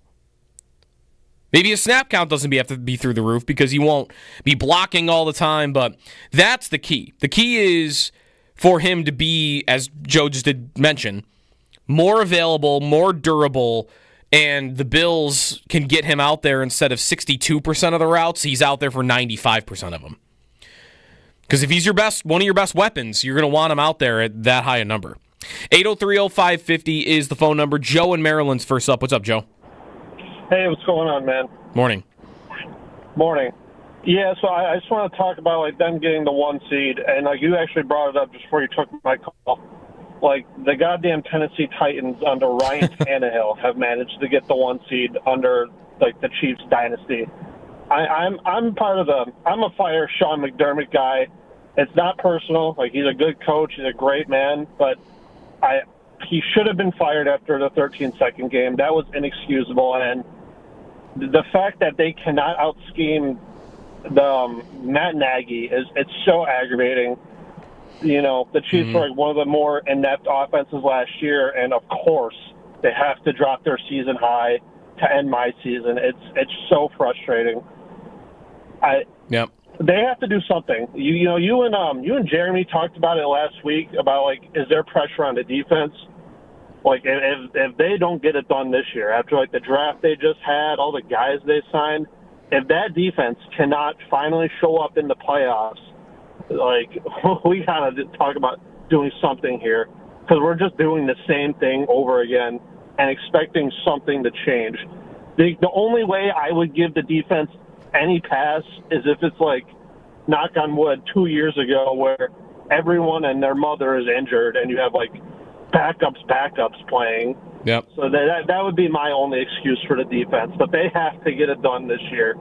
Like, they need that week off. They need to play some BS AFC South team like the Texans or maybe the Jags, whoever wins that crap division. And I mean, hosting a playoff game against the Chiefs has proven that it did not matter. I still like my odds better though if they're at home. Sure. Like, even the Ravens game last year, I think if that game is in Baltimore in a bit, I don't see us winning. Like I was at the Week 4 game when they blew us out. So I really think us being the 2 seed ahead of them won us that game. Yeah, no, I don't disagree with that. You're nearby Baltimore? Yeah, I live about 20 minutes outside Baltimore. I'm actually driving home right now from the holiday. Gotcha. All right, thanks for the call, Joe. Yeah, no problem. Yeah, I agree with almost all of that. I do wonder, as he points out, like, if you lose again in the defense after investing all of this, is not going to come through for you, then where do you go from there? It would be a different feeling than each of the last 2, even 3 losses at the end. Joe points out the injury part, and that's true. Because I do think there are built-in excuses for 3 years in a row, them falling. There's an out. There is, last year, the Bills weren't really supposed to go that far.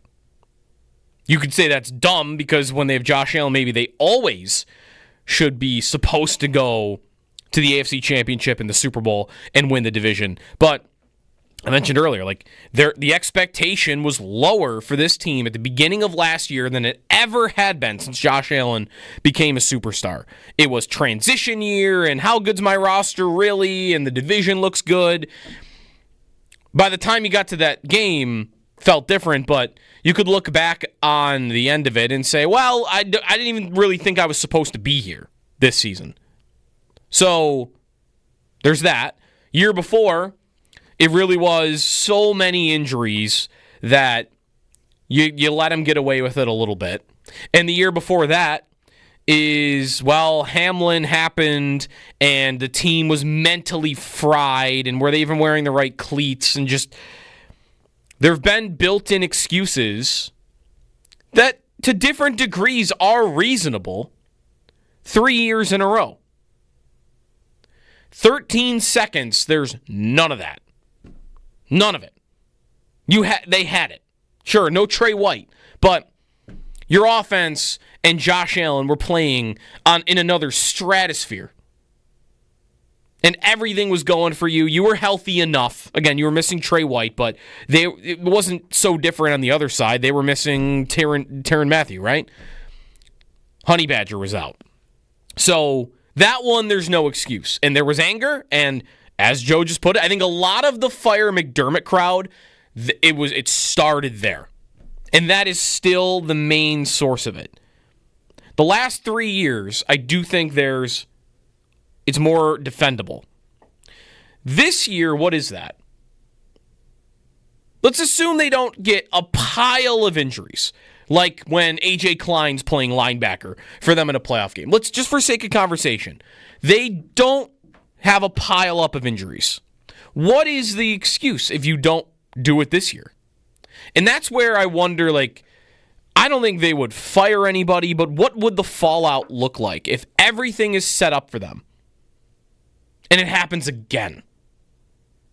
And there isn't, you were mentally fried from the Damar Hamlin game, and there isn't, man, you were down to your 5th string linebacker, and there isn't, well, we weren't really supposed to be that good this year anyway, transition year.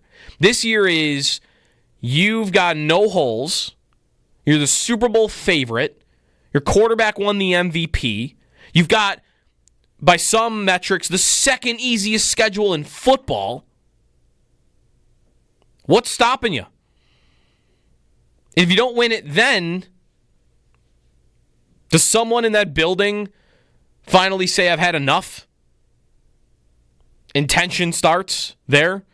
That could be the coach and the GM. That could be the quarterback. They're really the only 3 individuals I ever wonder about for that. At what point does one of those 3 say, I've just had enough?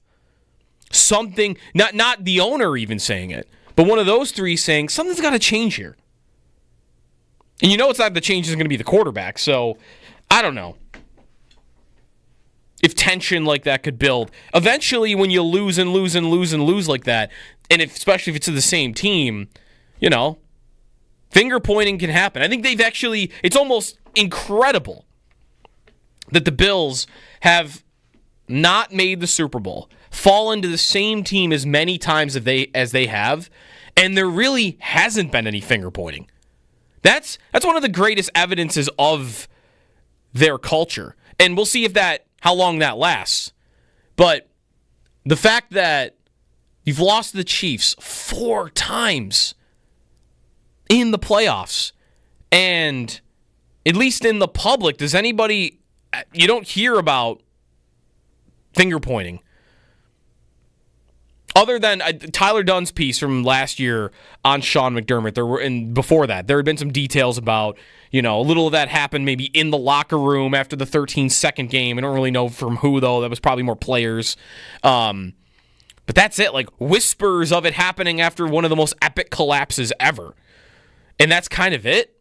That's pretty incredible. By the way, speaking of their culture, the Chase Claypool post from over the weekend, he posted on Instagram about his journey over the last year and how he had like a torn ligament in his toe that really ended his season, and how good the Bills were to him, and even checking in on him after he had been released and had the injury. And, I don't think he comes back here even for like a camp invite, but if you haven't seen it, go check it out. Chase Claypool had some really, really good things to say about the way the Bills do things. 803-0550. How important is this season for you and the 1 seed? I want to break down, again, the paths, the difference in the paths to the Super Bowl between what the Bills have had to go through and what the 1 seed has had to go through. What the Bills have had to go through is nothing short of a gauntlet in the postseason. Almost every year. Get to more of that when we come back. 803-0550, the phone number here on WGR.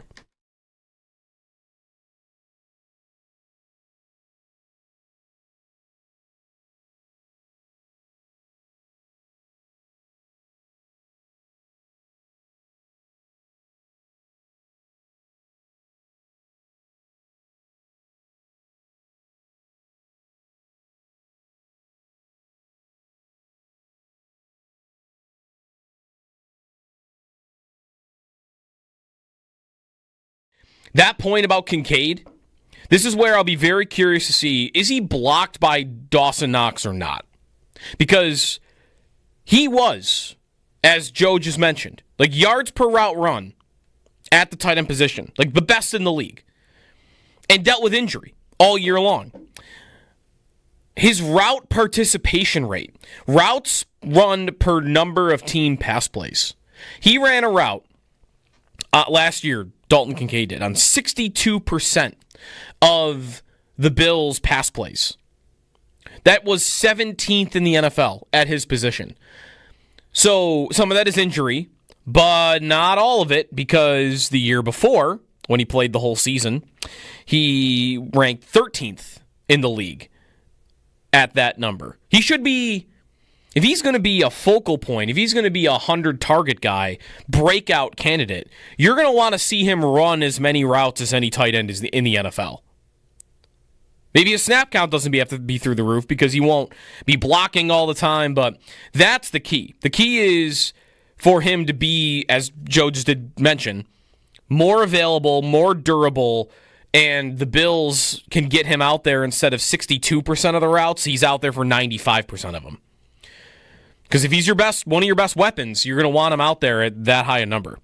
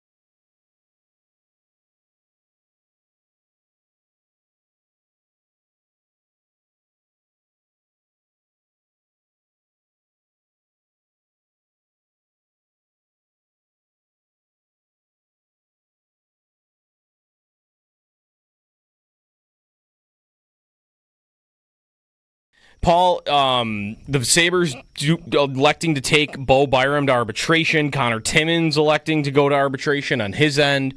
So where do you want to start? Start with Byram, and I guess why you see the Sabres did this, or what the reason is for why they would have wanted to do this. Well, they don't have to sit around and worry about an offer sheet now. That's some outrageous thing will be coming their way, because usually that's what happens with an offer sheet. And sometimes it gets very outrageous, like for the first year of the contract or something, just to make it so the other team, it makes it impossible or near impossible to try to match it, so they don't have to deal with that anymore. And they get financial, certainty now.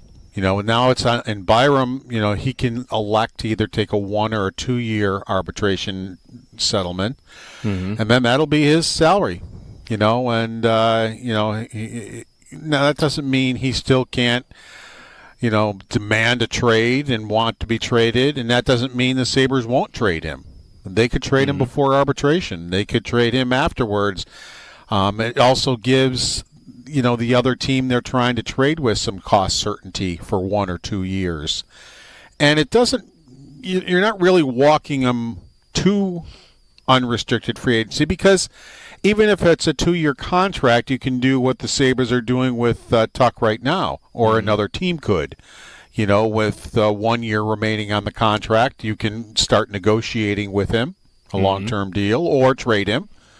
If you can't come up with a deal. So that really, I don't think, matters one way or the other. It's not like he will hit unrestricted free agency and there's nothing you can do about it. Whatever team has him at the time can, as I said, 1 year in advance, they can negotiate, or if that negotiation isn't going to happen, they can trade him. We were just talking about some golf.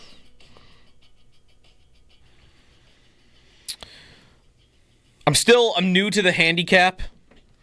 Having a handicap, newish. It's only the second year that I've had like an official handicap. Right. And so me, Owen, Bulldog, and Jeremy played at Delaware Park over the weekend. And I shot really well.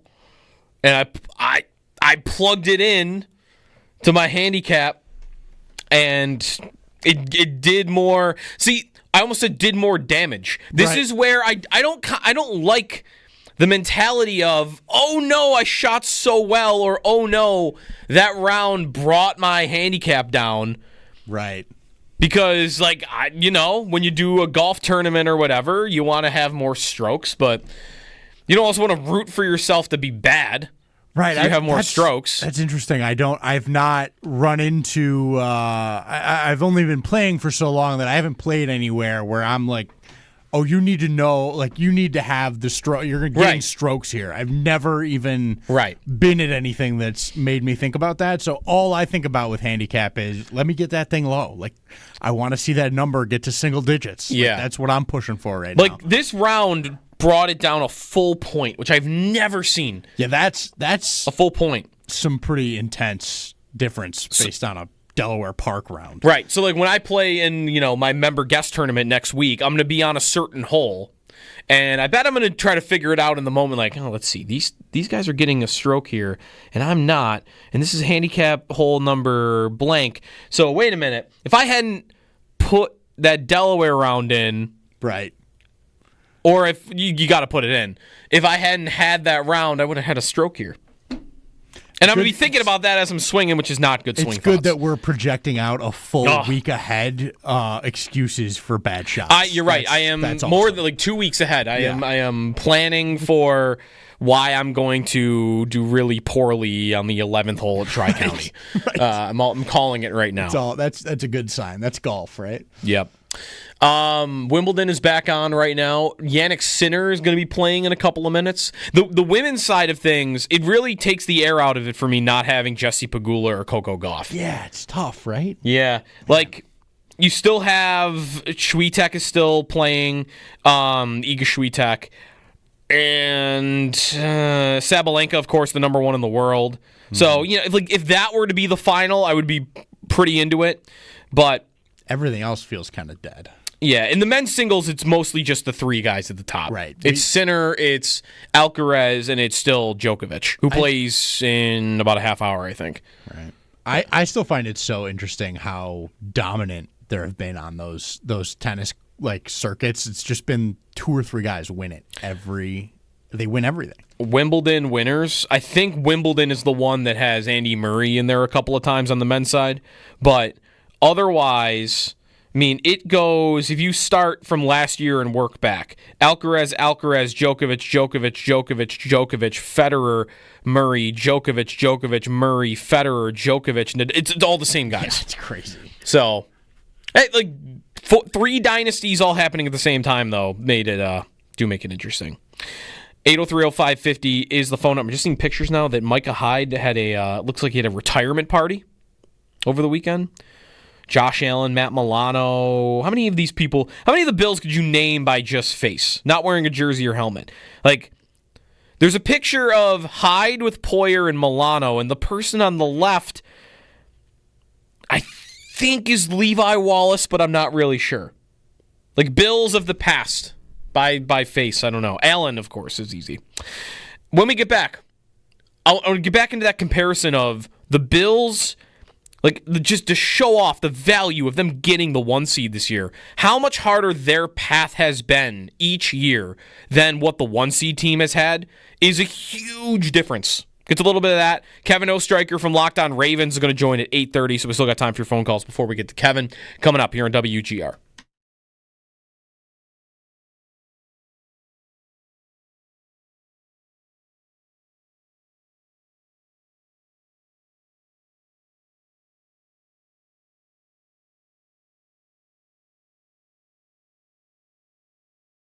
That point about Kincaid, this is where I'll be very curious to see, is he blocked by Dawson Knox or not? Because he was, as Joe just mentioned, yards per route run at the tight end position, the best in the league, and dealt with injury all year long.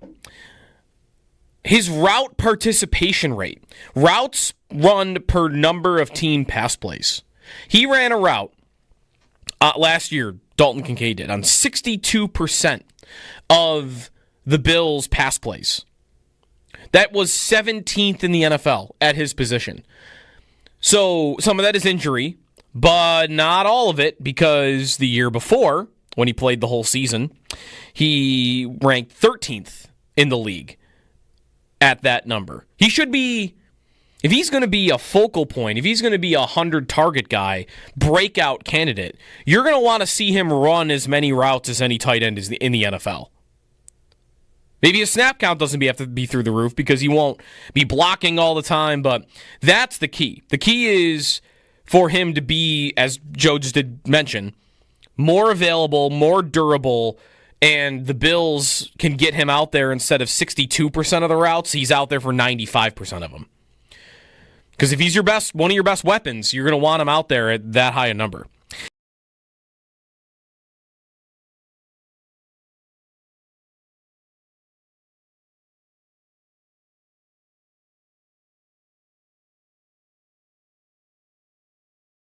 There's just not this angst with me about their season.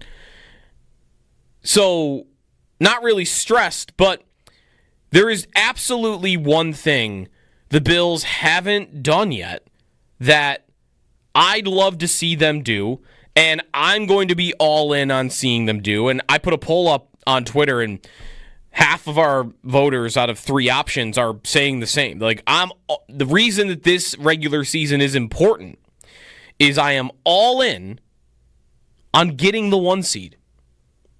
Every year we talk about it. Every year we follow it during the season. Something to chase, right? But it's not yet happened for them. And I do think there is a huge advantage that comes with it. And if they are ever going to make the Super Bowl, I think we've seen time and time again, they fall on the road. Often at Arrowhead Stadium in Kansas City. And I know there is also the one time where they did lose here. So, for me, depending on how important you see the 1 seed as, there's also how you see the benefit of it. And I think a lot of people immediately jump to, well, I get home field throughout the entirety of the playoffs. And that's great, especially in the final year of Highmark Stadium. To have home field throughout the playoffs in the final year at the stadium would be special. It would be great because it would set up the possibility of the final game in that stadium's history being an AFC championship where you win to go to the Super Bowl. Be an all-time day at that stadium. One that I wouldn't be able to rival.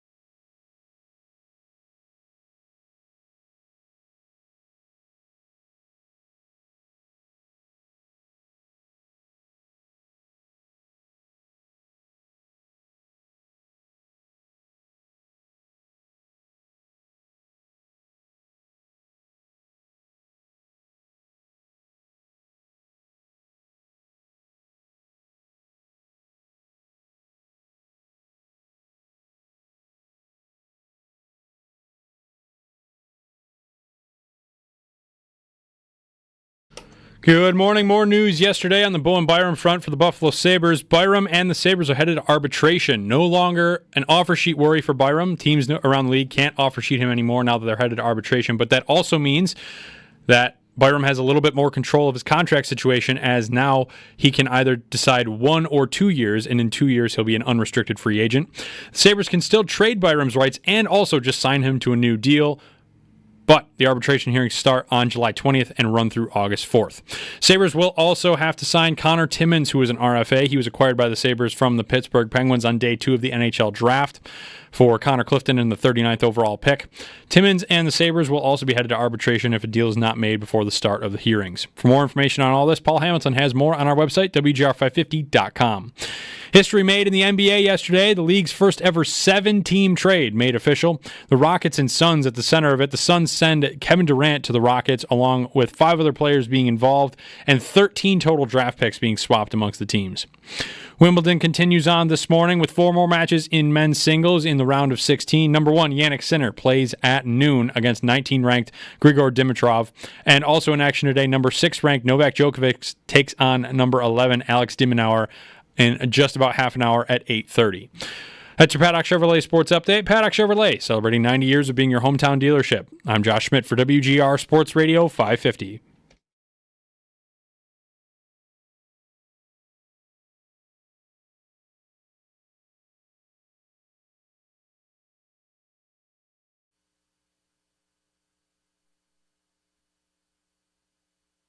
The 3 guys who are part of the supposed Big Four, the other 3, none of them have a single argument. There's not one argument for any of them. Joe Burrow's argument is he was better in the regular season once ever, and his team missed the playoffs when Mahomes was 15-1. Lamar is 1 win away from being on that graphic with Dak Prescott, so he's eliminated. And Josh has played Patrick 4 times in the playoffs, played well in all 4, and has gotten outplayed by Patrick in all 4. And Patrick has been perfect in all 4. And so it's a Patrick Mahomes has something to prove question, which is so bizarre because he's proven more than every other quarterback in the league put together. Nick Wright, very defensive about his Chiefs. I'm ready for some Mahomes attacking right here. You know what he has to prove? Prove you can do what you did at the beginning of your career. Light it up. Right? Like they've won. No one needs to prove over there whether they can win it all or whether they can win the big one or whether they can be a dynasty or whether none of that. They don't have to prove any of that. But how about you prove that you can be fun to watch again? How about that part of it? Prove that you can not be boring. They were the Warriors when they showed up in the league. When Mahomes was throwing 50 touchdowns, they were really fun to watch. And I don't think that's my Bills brain going, oh, they hadn't beat the Bills yet. And Kansas City had always been kind of dogged on by New England, and they weren't a great team. So for me, it was that's cool. I hope the Bills build their team like that, and they did. So that's not them anymore, though. They are now low scoring. Take care of the football, play good defense, run the ball. Don't even run it particularly well. Just run it. And we'll get a break at the end and we'll win 21-19. That's become the Chiefs for the last 2 years. Nobody wants to watch that. It'd be different. I really do think it would be different. I think it would feel different if they had been winning these AFCs, winning these recent Super Bowls, especially in the last 3 years, by just dog-walking people 48-20, looking like this unstoppable force. They don't look like that. And that makes it feel grosser. It makes it feel worse. I mean, Patrick Mahomes, there is giving him the respect he deserves because he's won. And I think for his legacy, he has earned that. But that doesn't mean you have to lie to yourself and say for the last 2 years, he has been better than, Nick Wright is screaming and yelling there about the Big Four. Who's the Big Four? All in the AFC. Mahomes, Allen, Jackson, Burrow. There's no argument that in the last 2 years, Mahomes has been better than those three. He's won, but you can win without being better. He was really good in the playoffs, no doubt. 2 years ago, he was really good in the playoffs. This past playoff, I think it was a little more pedestrian, but except when they played the Bills, amazingly. But the last 2 seasons, Patrick Mahomes ranks 20 out of 44 quarterbacks that have thrown at least 300 pass attempts in the last 2 seasons. Patrick Mahomes ranks 28th. 29th, really. Allen is number 8, up at 7.6, tied for 6th, actually. Lamar Jackson, 8.4, is 2nd. And Joe Burrow's a little lower. Burrow's 20th. But they're all higher than Mahomes. Passer rating, he ranks 24th in the last 2 seasons. When 6.9 yards per attempt for Patrick Mahomes, he drops back to pass in the last 2 seasons, over 1,100 pass attempts. In his last 1,100 pass attempts, he averages the same yards for every time he drops back to pass as Anthony Richardson and Justin Fields. Come on. Less than Winston and Desmond Ridder. Kind of can't believe Ridder actually qualifies for this. He has 500 attempts, though. Less than Kyler Murray. Less than Will Levis. Less than Russell Wilson. Trevor Lawrence. Derek Carr. Geno Smith. Dak. Herbert. Stafford. Daniels. Mason Rudolph. Joe Flacco. Mayfield by a lot. And then we get into the Allens and how about Sam Darnold? Here are the shorter list I should have done.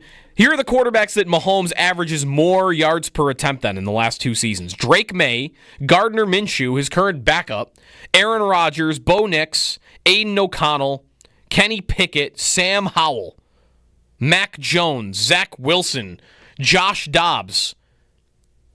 What does this all sound like, by the way? Does this sound ridiculous? Tearing into, the last 2 years he hasn't really been that good. He's been to both Super Bowls in each of the last 2 years. It definitely feels crazy that the numbers are what they are, but the numbers are bad. The numbers are bad. You can't argue with that. And could you say, yeah, but look at the result? Of course you can. And would you trade that result for those numbers? Of course. But I think when you're in the context of discussing who the best guy is individually, I think you have to take this stuff into account, and you have to then remove the result from it all and recognize that he's not been as good as Josh the last 2 years. I think he definitely hasn't been. And I think it's the extreme version of what a lot of the MVP discourse was last year. Exactly. Like, what was one big reason why Allen won MVP and Jackson didn't? One big reason that we've heard Dan Orlovsky and others on their shows say why they voted for Josh Allen was they felt like Lamar Jackson had more help. Right. He put up video game numbers last year. I don't think there's a argument that last year was Lamar Jackson's best season as a pro. Yeah. And he didn't win it. Part of that was he probably won before, and the other part of it was he had 10 Pro Bowlers? Right. He was stacked. 5 All-Pro guys. He was surrounded by an environment that would make it hard for him not to succeed. Right. And when I look at Mahomes right now, again, maybe this is not giving him enough credit for although the overall numbers do not look good, there's this aura of a clutch gene for Mahomes that actually is proven true. Right. It's not. I feel like Kobe was somebody who always got this in the NBA, and the numbers never really backed it up. He wasn't actually efficient in those late situations. Right. There are other guys like that too in sports. Mahomes actually, it's backed up. Third downs last year, he was unbelievable. Fourth downs, even better. Fourth quarters, late game situations. It was true that he got better in those moments, and that deserves some credit. But what deserves a lot of credit in Kansas City and why you haven't heard Mahomes' name in an MVP conversation anywhere in the last 2 years, because even though his team won 15 games, look at the help Kansas City has really got him with, has given him. Right. He has Andy Reid. I mean, he's the best coach in the league, right? I think more and more he is building a case to be the greatest coach of all time. Yeah, I mean, he's... I would be willing to stand on his behalf in an argument against Bill Belichick right now. I really would. That's a good debate. I really would. I think Reid is at that point. His resume is undeniable. And sure. The way that he's done it has been stunning as well. Look at his record without Mahomes. Right. His record without Mahomes is awesome. Look at Belichick's record without Brady. He becomes Rex Ryan. Worse, I think Joe Philbin. These are coaches that he has a lesser win percentage than. But Reid won without Mahomes. Didn't win the Super Bowl, but he won in regular seasons and went into the playoffs and made Super Bowls. So Reid being there is enormous. I really do. The play calling in the playoffs, I think that's the biggest difference against the Chiefs in the playoffs for the Bills. This is how we got to get back to the Bills here on this, is I don't feel like, it's the most amazing part of this, I don't feel like Allen's been outplayed by Mahomes in these 4 playoff games. That was the one thing in that clip that we played to start the segment from Nick Wright was Josh played well in all 4 of those games, and Mahomes outplayed him. Yes. That's why I wanted to circle back to, because he's making the claim that you have to put Mahomes above all of those other 3 because he's won, and I get that. That's what we do in sports. We count the wins, we count the rings. But I don't want to fully get on board with that, at least in an Allen versus Mahomes debate, because in those games he's won, I don't really feel like Allen has been worse. No. I feel like it's been other factors, the coaching especially. I completely agree. I think that has been, like I said, that was the issue I had with what Wright said, was I don't think Mahomes has been better than Allen, one-on-one comparison in those games every time. I think a couple of them I'm thinking of that he definitely had unbelievable games that gave Josh a run. Sure. But you think about 13 seconds, that was two Titans, and I think it was very close, but I think Josh edges them out. Statistically in that game? In that game. That might be right. In terms of what he was able to do there. And just Mahomes was, I don't know, gifted an opportunity to go take it away from him. And I think that, I wouldn't say that Mahomes outplayed Allen in that game. No, in that game it was, let's see, Mahomes was pretty darn good. Mahomes' numbers against the Bills in the playoffs. All of me like showing off these numbers of like, hey, look, in the regular season the last 2 years, he's actually been bad. Right. Almost bad. Is maybe the furthest I want to go with that. In the playoffs against the Bills, he's been amazing. In that 13 seconds game, Mahomes is 33 of 44, 378 yards, 3 touchdowns. Allen, 27 of 37, 329 yards, 4 touchdowns. So it's almost the same. Like Allen edges him a little bit in efficiency and passer rating and all that. But it's pretty close. Doesn't that make our point of like Mahomes wasn't that much better than Allen? No, they were close. They were almost the same. He won. Right. And why couldn't that be flipped? And then we're talking about Josh the exact same way that we're talking about Mahomes right now. If those two roles are reversed and we see, think about this flipped. Right. Would you make it's about what they individually, what we're talking about, are accomplishing, not whether they are able to win the game in the end, which I know maybe that's a stupid discussion to even have because what matters? Do you win? All right. Great. But what we're talking about is who's been better. And I do think it's different. It might be different with Mahomes and Jackson because Jackson has had playoff failures that are on him. And I'm trying to think, though, has that really happened against the Chiefs? It's happened against the Bills. It's happened against the Titans. And when he's played Kansas City, I look at the numbers. I feel like that AFC Championship last year, probably some of it. I mean, Zay Flowers is the one, though, that fumbles at the 1 yard line, right? So I don't know. Jackson, it might be a little bit different. Burrow, it probably wouldn't be because he's showed up in those games against Kansas City. But for Allen, like I'm not on board with I've got to give Mahomes, he's better because of the playoff success. Like the playoff failure, it depends, when you look at it game by game, maybe the Bengal game would be one where you'd want to put blame on Josh's shoulders. But there just isn't this feeling of any of these playoff losses have gone down because the quarterback didn't show up or the quarterback put the ball on the ground. He's been very turnover prone in his regular season stats, but that was never true of the playoff stats. I remember looking last year. I don't know if this is still true. In fact, I should look up to see if it is. But last year, before this recent playoff season, Allen had the lowest interception percentage of any quarterback in playoff history. Yeah. Like, not only did he not turn the ball over, he turned the ball over less in the playoffs than any quarterback ever. And that's a difference between him and Jackson. Jackson's put the ball on the ground, and those couple of plays can cost you. So when you're comparing Allen and Mahomes, I just don't know what you're really standing on to say that they're anything but at least equal. And if they're not equal, look at who's been better the last 2 seasons. I don't think it's close. I think one has been substantially better than the other in the last 2 seasons, despite the fact the other one's gone to the Super Bowl. Right. And the other one in Mahomes has had much more support, and the coaching's been better. The roster in many ways has been better. And I think, therefore, you've seen him in the last 2 Super Bowls, and you haven't seen Josh there. Yeah. If I go if I mentioned yards per attempt, on Mahomes, if I make it a little bit deeper and I go like adjusted yards per attempt, so if I include sacks, right, and I think this might include rushing. No, it's just sacks. And interceptions. Allen, in the last 2 seasons, 4th best in the league. Want to guess who the top 3 are, by the way?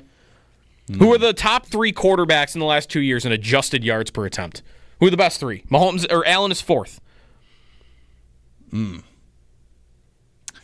Lamar? Lamar's number 1.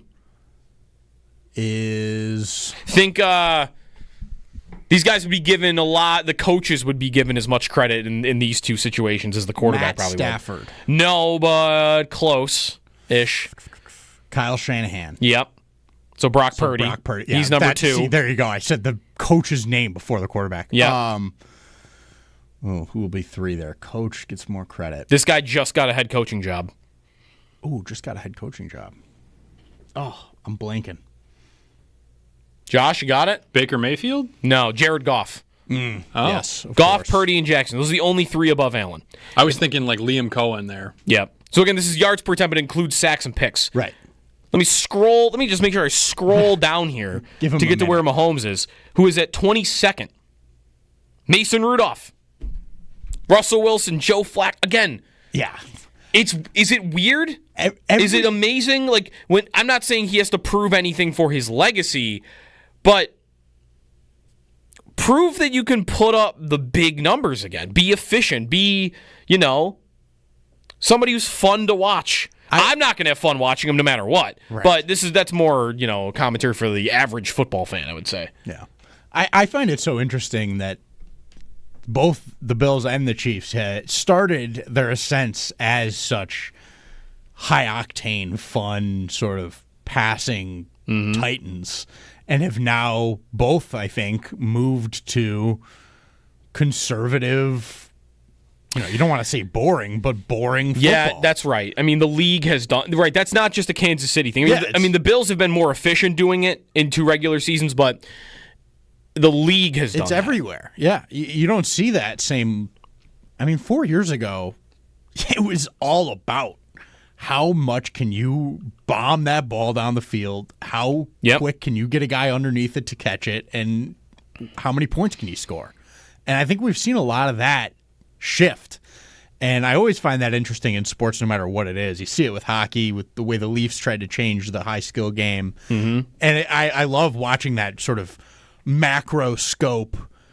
The game's changing. Yep. And it's because of the success that you see these teams have, like Mahomes and the Chiefs have had. Yeah. I think, though, what is interesting right now about where the league is for all that, this is a part of this Mahomes-Allen conversation, is the league started running the ball more in the last year or 2. It started with more play action, more yak plays, more take what the defense is giving you, because defenses started backing up, too high safety shell, everyone's playing nickel, so they're playing light, they're giving you the run game. And that's kind of the genesis, I think, of what's probably happening in the league right now, be my guess, is that there is a race right now in the league between the best offensive minds of the game. Andy Reid and, Kevin O'Connell, Sean McVay, Ben Johnson, Joe Brady. All of these guys, I bet, are in a race right now. At least the smart ones are. The most innovative ones are. To figure out how are we going to break passing back open again. Right. Because if you can pass the ball well, you are always going to be a better offense than the team that runs the ball well. Yeah, 100. Yeah, it's undeniable. And right now, it's hard to pass the ball as well as teams were 5 years ago. Who's going to figure out how to beat these defenses? Right. To combat nickel, too high safety shell that isn't just throw the ball at the line of scrimmage or hand the ball off.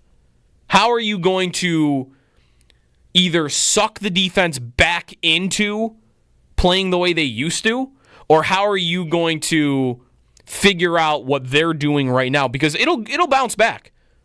Teams it's always up and down. It's always ebbs and flows. And right now we are in a pocket of time where it's the run game. But I think somebody is going to get to a point where they could just stand back there, throw the ball 40 times again, and just unleash and nobody can stop them.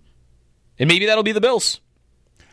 Haven't we seen a little bit, the closest of that we've seen, is that not the offensive style, like Baltimore and Philly are the two that are exposing these tendencies because they have the size and the running impact that force defenses to play the style that opens up their passing offense. That's right. And we saw that in the Super Bowl. Right? The Exactly. Chiefs planned to take away Barkley. They did, and they still couldn't stop him. And how did Philadelphia do that? It wasn't just that their run game was able to do that. It's they have two receivers that you just can't cover. Exactly. And that's how they were able to accomplish it. They get time for Hurts, and they have two receivers that constantly get open. Mark and Tonawanda quickly before the break. What's up, Mark? Hey, guys. Thanks for squeezing me in. No, I just think that isn't this a direct reflection of these Sean McDermott defenses? Even if they play average football in these big games against Kansas City, we win. Even the Bengal game, the defense was terrible. And I guess you could point to, Brandon Beane drafting Kyrie Elam because he was terrible in this last game against the Chiefs. But, yeah, if we get average defensive play, it's not even close. We're talking about Allen way above Mahomes. And this dork Nick Rice who drives me nuts. He doesn't, doesn't have anything to stand on. But I'm going to have to listen, hit him straight, fellas. Thanks, Mark. I mean, he has rings to stand on. And listen, if I were in that situation, I would probably do the same thing. But I just, it's more weird to me than anything else.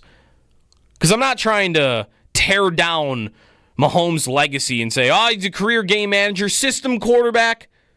You do hear that once in a while. System quarterback, Andy Reid. It's an Andy Reid thing. But I think it's more so just the last 2 years. It's very strange to me that he's been so inefficient. And they've been able to win anyway, and that's great for them, and it stinks to be a Bills fan in the last 2 years with that being the case. It makes it more frustrating, right? Makes it more frustrating. 803-0550 is the phone number. When we come back, Kevin Oestreicher, we're going to start going through the Bills' schedule, opponent by opponent, and we are going to start with Baltimore. What did they do this offseason?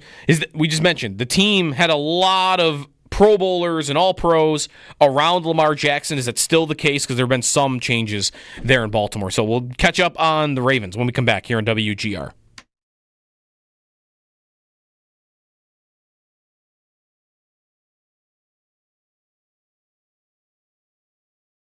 That point about Kincaid, this is where I'll be very curious to see, is he blocked by Dawson Knox or not? Because he was, as Joe just mentioned, like yards per route run at the tight end position, like the best in the league, and dealt with injury all year long. His route participation rate, routes run per number of team pass plays. He ran a route last year, Dalton Kincaid did, on 62% of the Bills' pass plays. That was 17th in the NFL at his position. So some of that is injury, but not all of it, because the year before, when he played the whole season, he ranked 13th in the league at that number. He should be, if he's going to be a focal point, if he's going to be a 100-target guy, breakout candidate, you're going to want to see him run as many routes as any tight end is in the NFL.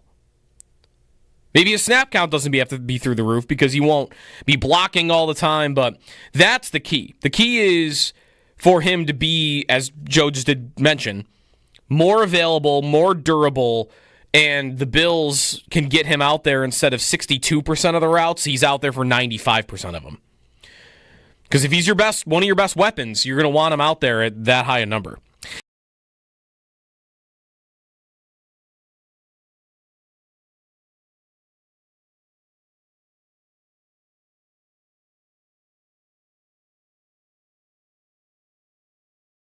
There's just not this angst with me about their season.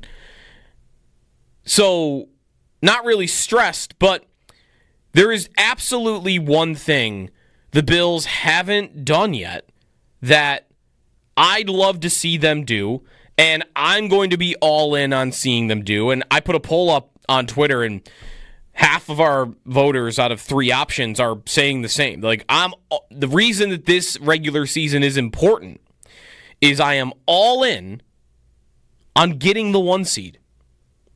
Every year we talk about it. Every year we follow it during the season. Something to chase, right? But it's not yet happened for them. And I do think there is a huge advantage that comes with it. And if they are ever going to make the Super Bowl, I think we've seen time and time again, they fall on the road. Often at Arrowhead Stadium in Kansas City. And I know there is also the one time where they did lose here. So, for me, like, depending on how important you see the 1 seed as, there's also how you see the benefit of it. And I think a lot of people immediately jump to, well, I get home field throughout the entirety of the playoffs. And that's great, especially in the final year of Highmark Stadium. To have home field throughout the playoffs in the final year at the stadium would be special. It would be great because it would set up the possibility of the final game in that stadium's history being an AFC championship where you win to go to the Super Bowl. Be an all-time day at that stadium. One that I wouldn't be able to rival.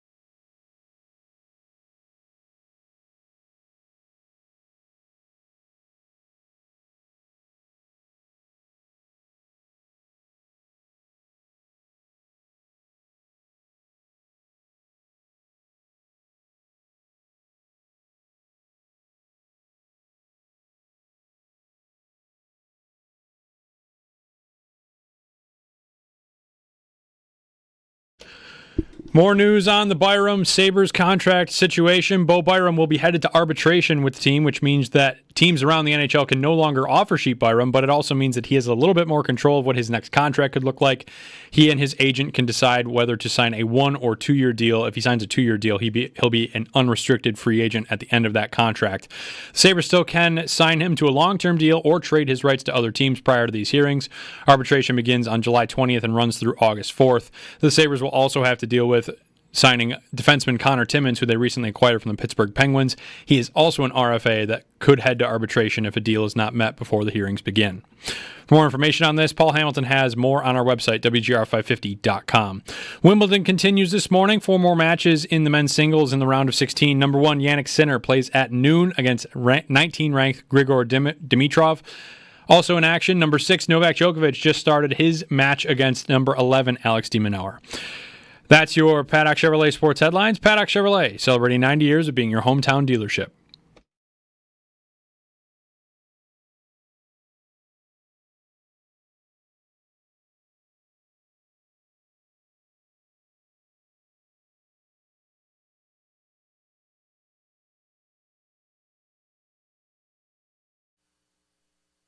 So actually, I was told the Ravens were involved with Jair Alexander back in March when he was on the trading block, talked to the player, talked to Green Bay a little bit, fielded out.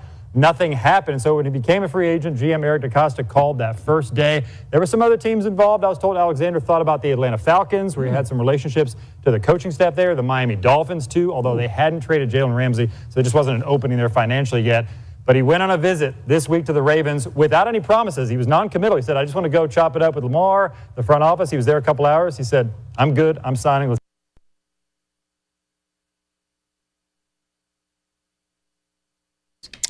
The Baltimore Ravens signed Jair Alexander. We had some conversations about him, as there was a report from earlier in the offseason. The Bills were in on that as a trade idea, and then they did their thing. They signed Tre'Davious White, and Alexander becomes available, goes to Baltimore. Good morning, it's Jeremy and Joe. Jeremy is off today. It's a beautiful Monday morning. And let's start ripping through the Bills' schedule a little bit. Joining us now on the Western Hotline, Kevin Ostreicher from Locked On Ravens, one of our favorites. Also a fellow Denver Nuggets fan, along like myself, Kevin. And I think they've had a pretty good offseason, it seems. Yeah, pretty good offseason for them. And, I think from a football perspective, I'm ready for the offseason to be over. And, I just counting down the days over here for football. Yeah, at least until training camp, right? Like, this is easily the NFL is 11 months and 3 weeks of the calendar year, and I feel like we're in that other 2.5, 3 weeks where there's just, we get the NFL top 100, and that's like basically it. Yeah, and this has been a busier offseason, I think, for a lot of teams in terms of just like the calendar year aspect of it. A lot of moves, a lot of rumors, and things of that sort. And so, the NFL is a year-round business, which it's exciting to have that excitement in it. But there's nothing like these guys suiting up and playing some football. Yeah. So before we get to the Ravens offseason, Kevin, we just got to a conversation that Josh played a Nick Wright clip, and I got fired up about, the other thing that's happening right now is ranking season, and how do you take in Mahomes' rankings? Because it feels like there's either he isn't ranked, like if anyone's doing some random old quarterback ranking, he's either not number one, and then there's, how could you possibly do that? Or he is number one, and I don't know. I feel like that's almost because you have to do it, or you're just counting how many times you've made it to the Super Bowl. Because I don't know about you, but I don't feel like there is any argument in the last 2 years, at least, that he's been the best quarterback. He shows up in clutch time, but when you look at Jackson and you look at Allen, I just think their resumes in the last 2 years for themselves, maybe not the team, is just definitively better. Yeah, I'd have to say that, look, Mahomes has the rings. He's going to have that right now over both Lamar and Josh. But I think in terms of the team, and for Kansas City last year, it's such an interesting case study because they won so many of those close games, and they pulled them out of thin air in a bunch of situations where, Mahomes is still a top 5 quarterback in this league. Like, he's still extremely talented. He's the guy that the Ravens and the Bills have to beat. But to me, I think that, there's a difference between the fact that Mahomes has the rings versus the fact that I think Allen and Lamar are better players. And, it's something where, I think you can acknowledge both things and not be wrong about it. And, I think with last season, with the MVP race playing out the way it did, with Lamar and Josh right there together, I mean, that was how it should have been. It was Lamar and Josh. And while I think Mahomes was a step down there, he was the one to make the Super Bowl out of the AFC. At this point, if you ask people, man, who you starting a franchise with today, I think that Lamar and Josh should be on that list over Mahomes. Yeah, I do too. So let's get to how the Ravens have surrounded Jackson this offseason, although they already had such a great roster around him. What would you say are the biggest changes in Baltimore this year? They bring back Derrick Henry, they bring in DeAndre Hopkins, but at this point, it feels like he's more of a secondary piece. So, what would you call their best move of the offseason so far? I think it has to be Jair Alexander, and that's just on the fact that I still think he's a top 10 cornerback when healthy, and I know that's the big question is if he can stay healthy. So, it's a pretty big aspect of it, but I call it a no-risk, high-reward signing. I know the term is low-risk, high-reward. I truly do think there's no risk in this because they signed him to a deal worth $4 million and can go up to $6 million. I think the reward that you can get out of a deal like that if you're Baltimore is absolutely incredible because you're not having him come in through the face of your secondary. There's not that pressure on him where, you say you have Marlon Humphrey and Nate Wiggins and you add another All-Pro to that secondary on a cheap deal. I think that you can never have too many cornerbacks. That's something that Ozzie Newsome, who, ran the show here for a while in Baltimore, said all the time and still says it, where you can't have enough cornerbacks. And so to me, I think that for the Ravens, adding that depth in the secondary is huge. And, you draft Malachi Starks as well in the first round. You have 5 former first-round picks in your starting secondary now, which is just incredible. So they invested there. And I think hopefully it will come back to help them out a lot because they already lost our Darius Washington for most, if not all, of the season this year with an Achilles injury. So they need all the help they can get in that secondary, but I think they did well for themselves. Does the defense overall feel like it could be a top unit? There were times last year, although this was maybe more at the beginning of the season, where there was a little bit of a wonder of how good they were on that side of the ball and ended up looking good by the end. This year, I don't know, what's the ceiling, you think, for that unit? Yeah, I think that they certainly can be a top 5 group. Yeah, you mentioned the beginning of the year last year. They were a great run defense throughout the entirety of the season last year. It was the pass defense that really was their struggle there. And that's because, Brandon Stevens, after a great 2023, he fell off in a big way in 2024. Marcus Williams was awful for them. Eddie Jackson, they had to cut mid-season. So they were trying to work through a bunch of guys that were either underperforming or just weren't giving them what they needed. So when they made the necessary changes, and our Darius Washington was a big part of that, they moved Kyle Hamilton back to just being a traditional safety in that role, not being a Swiss Army knife.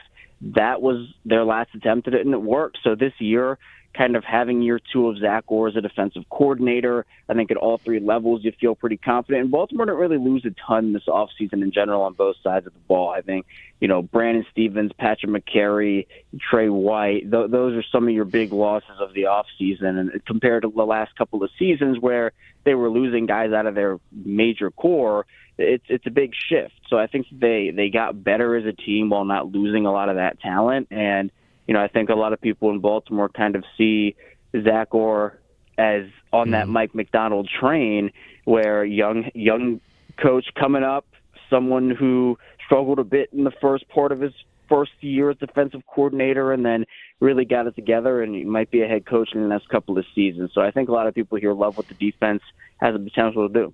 Kevin Oestreicher, Locked On Ravens, with us for another minute or two. The Ravens, the Bills' Week 1 opponent. Offensively, I guess kind of what do they want to be this year and going forward? Jackson set a career high in pass attempts last year, although that could have just been because they ran more plays. Because last year, Kevin, their rushing attack, I feel like there was a statistical argument that was the greatest rush attack the NFL has ever seen. But Jackson also put up video game numbers throwing the ball. So is this a shift at all? Do you think they are more comfortable with him airing it out? Do you think they want to run the ball, or are they kind of in the sweet spot right now?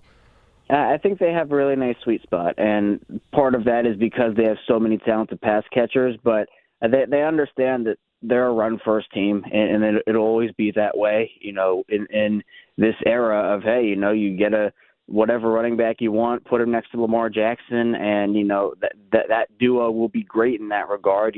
Get the offensive line right.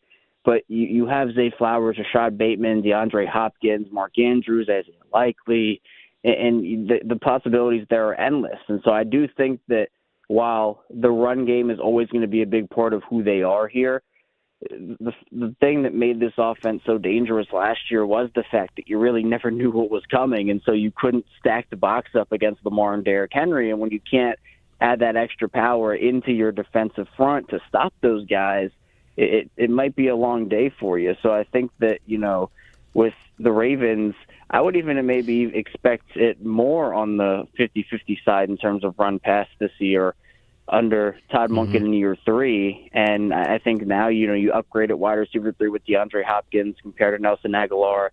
On the offensive line, you're getting year 2, Roger Rosengard, and Ronnie Stanley comes back. And, the guard spots are a little bit of a question mark right now, so we'll see about that. But I think Baltimore's really comfortable with where they are right now offensively. Last one for you, Kevin. Mark Andrews obviously had that end of the season here in Buffalo that Bills fans saw up close and personal, and he's still there. He's got 1 year left on his contract. My question for you would be how much you think he's got left. I mean, he is only 29. And here's Darren Waller coming back at 33, and Kelsey's still going at 35. But I know there's been injuries there. There was the car accident, right, that he had. So, I don't know. Do you feel like there is bounce back even the right word? There's more left in the tank for Mark Andrews, given that he isn't even 30 yet. Yeah, I think there's a lot. I mean, I still think he's a top 5 tight end personally. I know that, in Baltimore, what everybody last saw was what you mentioned. It was the end of the season drop, the fumble. It's all out there for everybody to see. And plus, it's not the first time Mark has underperformed in the playoffs. He is a notorious playoff dropper for the most part over the course of his career, which is unfortunate because he's such a great player. But it is a what have you done for me now league. And, that for Mark Andrews was the unfortunate series of events here in Baltimore that everybody saw. So to me, I think that he has a lot left. The Ravens' entire tight end room is up for contracts after this season. They're going to have to make some tough decisions there. The consensus, and I share this sentiment, is that this is probably Mark's last year in Baltimore. I think it's worth keeping him on the roster for 1 more year. I don't think a mid-round pick before the season starts is going to do anything for you, especially when you can just get a comp pick for him next year. But this is, in this league, you can't keep everybody, and the Ravens have a lot of extensions coming down the pipeline they're going to have to worry about. Mark is one of those candidates, but it feels like Isaiah Likely is going to be the guy to be the long-term answer at the tight end spot for them. So I think that we'll see a really good year from Mark. I know a lot of people are down on him based off what happened against the Bills, but the chemistry that Lamar and Mark have, you can't replicate that. And he's someone that, yes, those were bad moments that happened in Buffalo. There's no doubt about it here in Baltimore. But I think that doesn't define who he is as a player, and I still think that he has multiple good years left. Kevin Oestreicher on the Wester Hotline, Locked On Ravens, Locked On NFL Podcast too, contributor as well. You can check him out there. So thanks, Kevin, for the time, and we'll talk closer to week 1. Love to have this matchup for the start of the season. Oh, yeah, I love it. Appreciate you having me. Thanks so much. Thanks, Kevin. Mark Andrews, as he mentioned there, drops in the playoffs. There are 4 playoff games, it looks like, where he has at least 1 drop. And obviously, the Bernard fumble that he punches out isn't considered a drop, but fumble-wise, that was his first playoff fumble. So he hadn't had a fumble before, but a couple of drops. 803-0550 is the phone number. Fantasy football, I've got a draft today. Scott Fishbowl draft coming up in a little bit later this afternoon. Adam Krautwurst is going to join us as fantasy season approaches. He'll come up on the show at 9 o'clock. So quick time for your phone calls in the next segment, and then we'll talk some fantasy coming up here on WGR.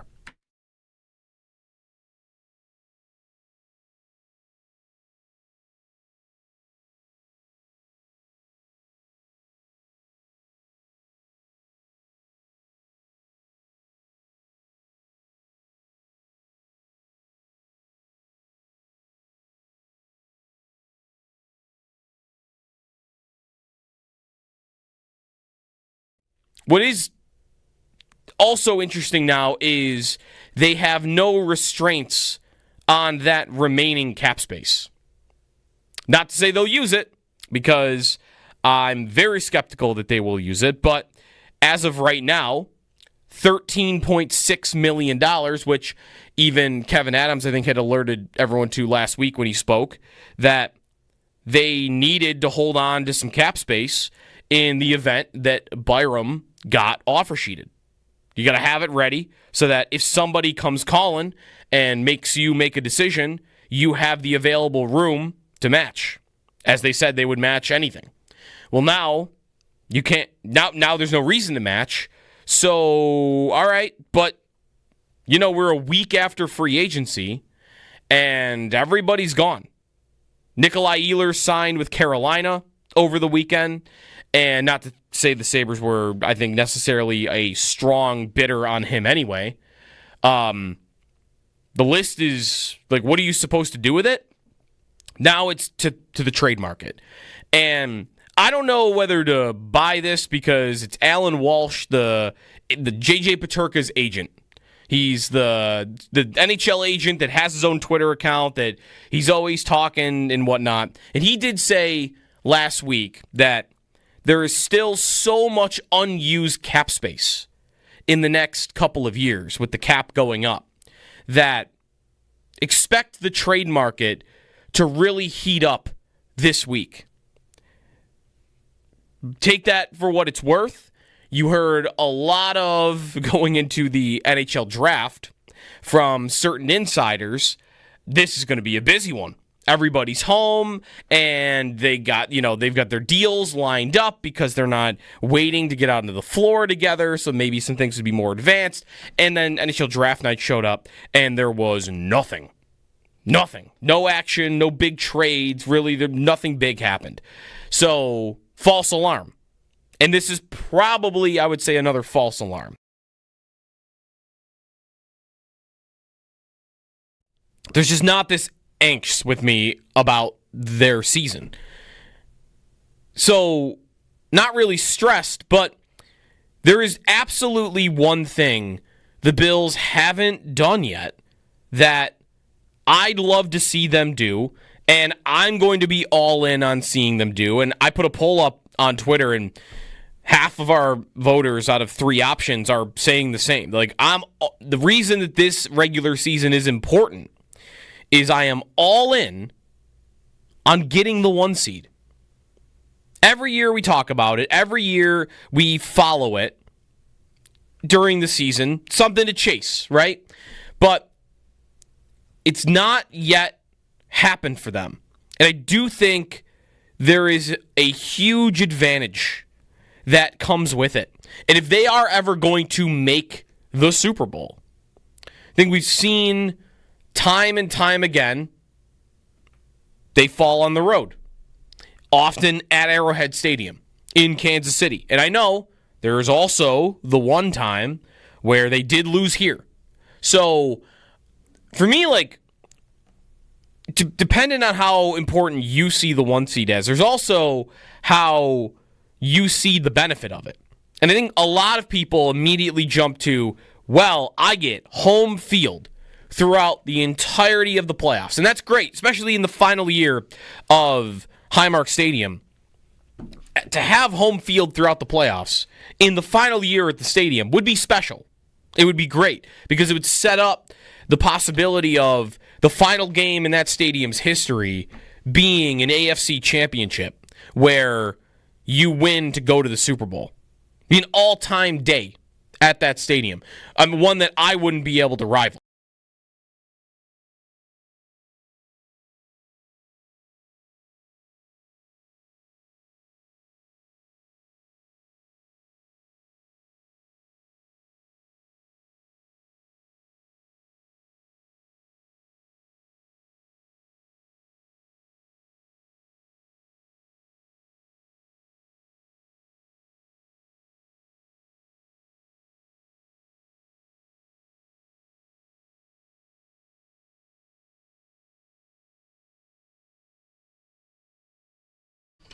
Jeremy Fowler has his top 10 series back from ESPN.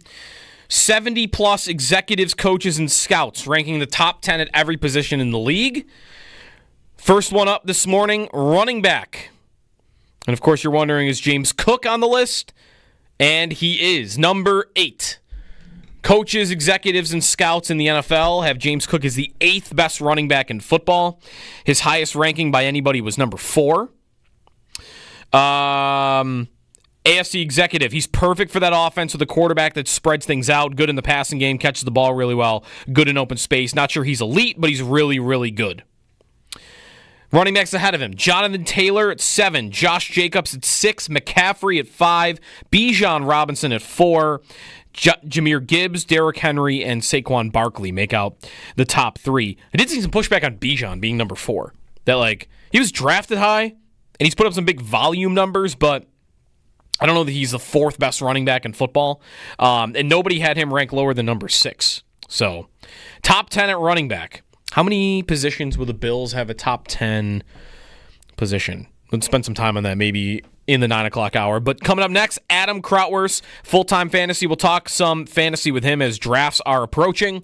I've got one this afternoon. So if you're looking and you got some questions about something you've been thinking about for your draft, throw them in, and we'll get to them with Adam. Coming up next here on WGR.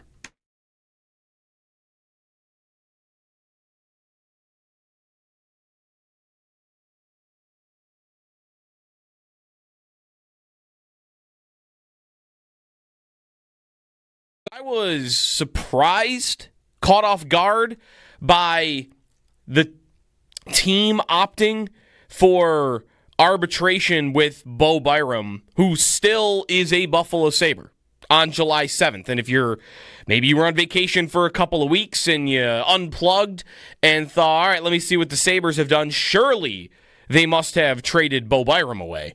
They have not. And now they are making a additional decision with him. The player, I guess, gets first crack at this. And the player decided, no, I don't need it. I don't want arbitration. And for one reason that I think we all discovered reading the situation and seeing why the Sabres might have done this is now Bo Byram cannot sign an offer sheet. And if he had opted for arbitration, he would have known that. So then it's the Sabres' turn to decide whether or not they would like to do it. And they go ahead and say, yeah, we'll do arbitration. Which, hey, that can get ugly between players and between teams. But the Sabres, I'm sure, do not currently view this as a long-term relationship. They might think that any day, any minute, he's going to get dealt. So it's a leverage play. He no longer can sign that offer sheet with any team. As of right now, he is ineligible for it.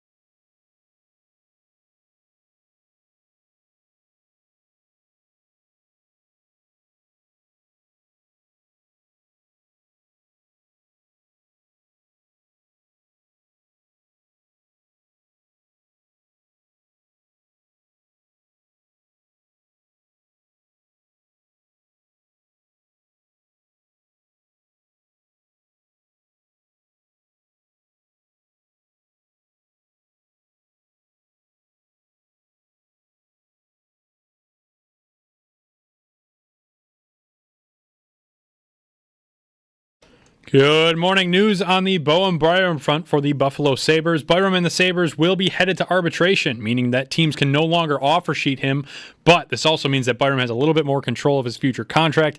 He and his agent can decide whether it will be a 1-year or 2-year contract. If it's 2 years, he'll go right to unrestricted free agency at the end of this next contract.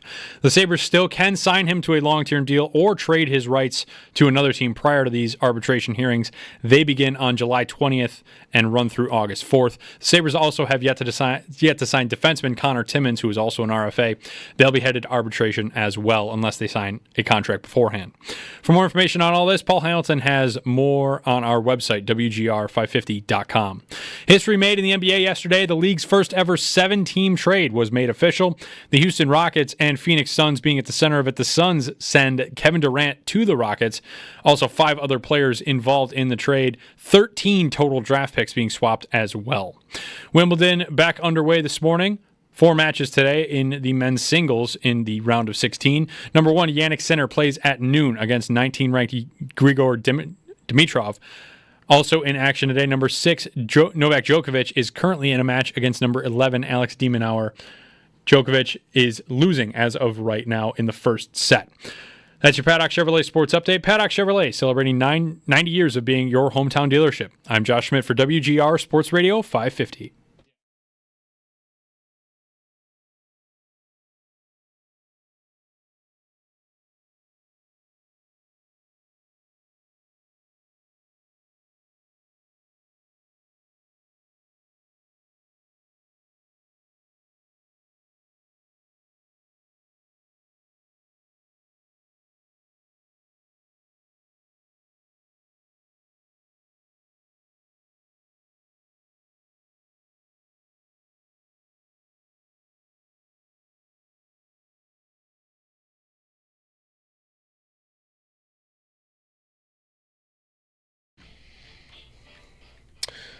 Good morning.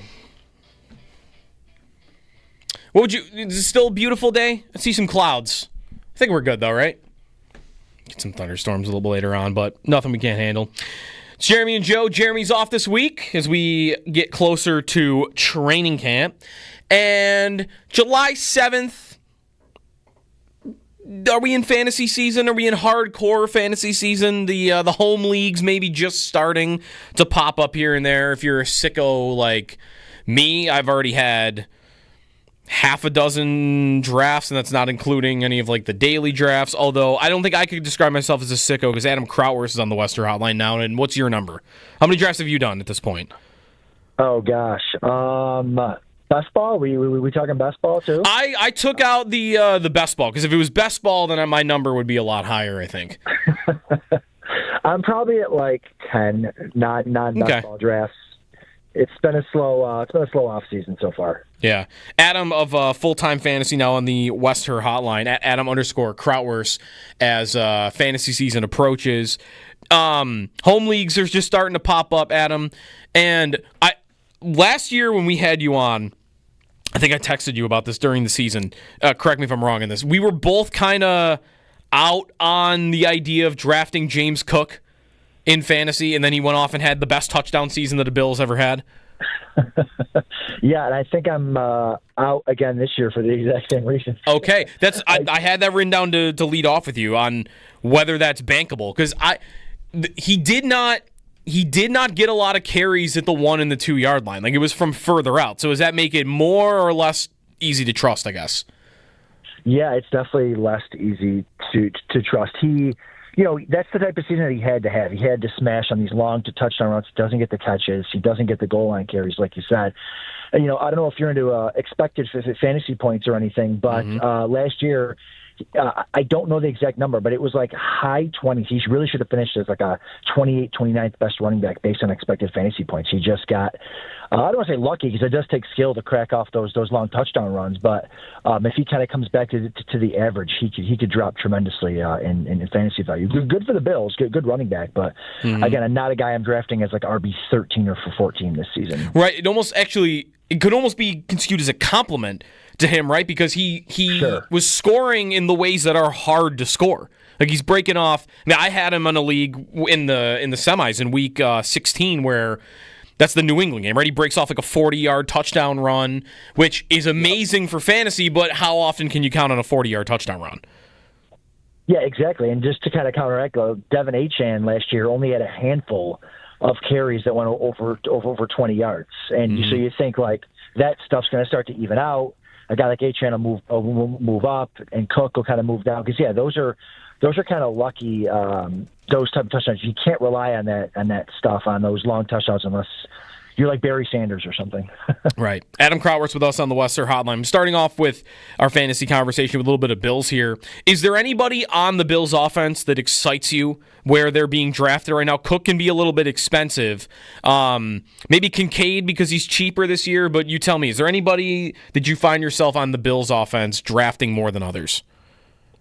Probably not. I mean, they just spread the ball around so much, so you just don't know what they're going to do. Best ball is a whole different story, right? Like if you're going to, they're actually kind of fun to draft in best ball because they're all so cheap. You can get, Josh Allen. You got to spend a little money on him. You got to take him as probably like a top 3 quarterback. But after that, you can get your Kincaid's going as like tight end 11. You can get Coleman late, Shakir, all these guys. You can stack them all. But I'm not super excited about it. A guy I do take kind of at the end of every draft is Elijah Moore, because I do think he's kind of good, and there's probably a pretty, not a terrible path for him to like be even like the wide receiver 2 by playing Josh Palmer or something. So that's a guy I do like taking towards the end, and a guy that I would love to be good for them and for fantasy would be Dalton Kincaid, because I think they want him to be good. He's put on some weight in the offseason, I guess, getting in that better shape. But that is the guy that I think could really unlock the offense. Do you view him as having like elite fantasy tight end upside this year? I mean, there are some good numbers. Like the yards per route run number for him is an elite level number, but I don't know, like last year he ran like 65% route participation rate. Like my question with him is always, is there too much Dawson Knox in the offense to allow for Kincaid to be, like what would the best case scenario for you be for Kincaid? Like could he be a top 3 fantasy tight end, or is that out of the range of outcomes for you? Yeah, I think it's out of the range just based off of targets. I don't think he'll ever get there, at least this year on targets. I think he could get there on touchdown luck. Again, you score like 8 or 9 touchdowns, and then you're right up there. But no, I don't. Again, I don't think the Bills even want to force it to any one guy. But I think he could creep up into the top 5, top 7 tight ends. And we forget too, man. Like it used to take years for tight ends to develop. Like we now we see the Bowers. I mean, Bowers is like a generational type guy, but you see all these players. Kyle Pitts even like 4 years ago had 1,000 yards in his rookie year. But like it happens once in a while, so we expect our guys are going to do that. It's like it takes tight ends. Tight ends is a position that takes a lot of a couple of years to really get going. So he's entering his third year, so I think that'll be really good for them. Coordinator coming back, he's just got to get on the same page with Josh, and I think a tight end 5 to 7 range is certainly doable. Adam Krautwerth's with us on the Western Hotline. Mentioned you've done like 10 drafts and then a bunch more best ball drafts.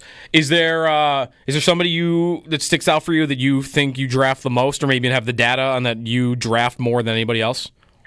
Any position? Yeah, a guy I've been taking a lot of. I'm kind of surprised he's fallen this far, but Breece Hall is a guy that, he was a top 3 pick in like every draft last year. Obviously, the Jets didn't have the offensive that they were hoping, but he's going right now, like the end of the 3rd, beginning of the 4th round. Some of these drafts, and he has such an ability to get all that stuff that we were talking about, like James Cook not getting. He can get all those catches. He can get all that goal line work. Again, I don't think they're going to run Fields into the ground. Fields will be a little bit of a vulture there around the goal line, but I think Breece Hall he's shown the talent. I think he's finally like a year and a half removed from that ACL. Like I just see him as being a guy, like especially if you start wide receiver early in your drafts, he's a guy you can get in the late 3rd that has that top 3 fantasy upside. Yeah, what is that drop for you? Like why is he going later? Is it Fields? Is it Braylon Allen being behind him? He was a little impressive as a rookie. As I look at his numbers, I wonder, Adam, actually, if it's just thinking of this now, he has made a living a little bit on catching dump-offs and catching the football, and I do wonder if that will still exist with Fields under center.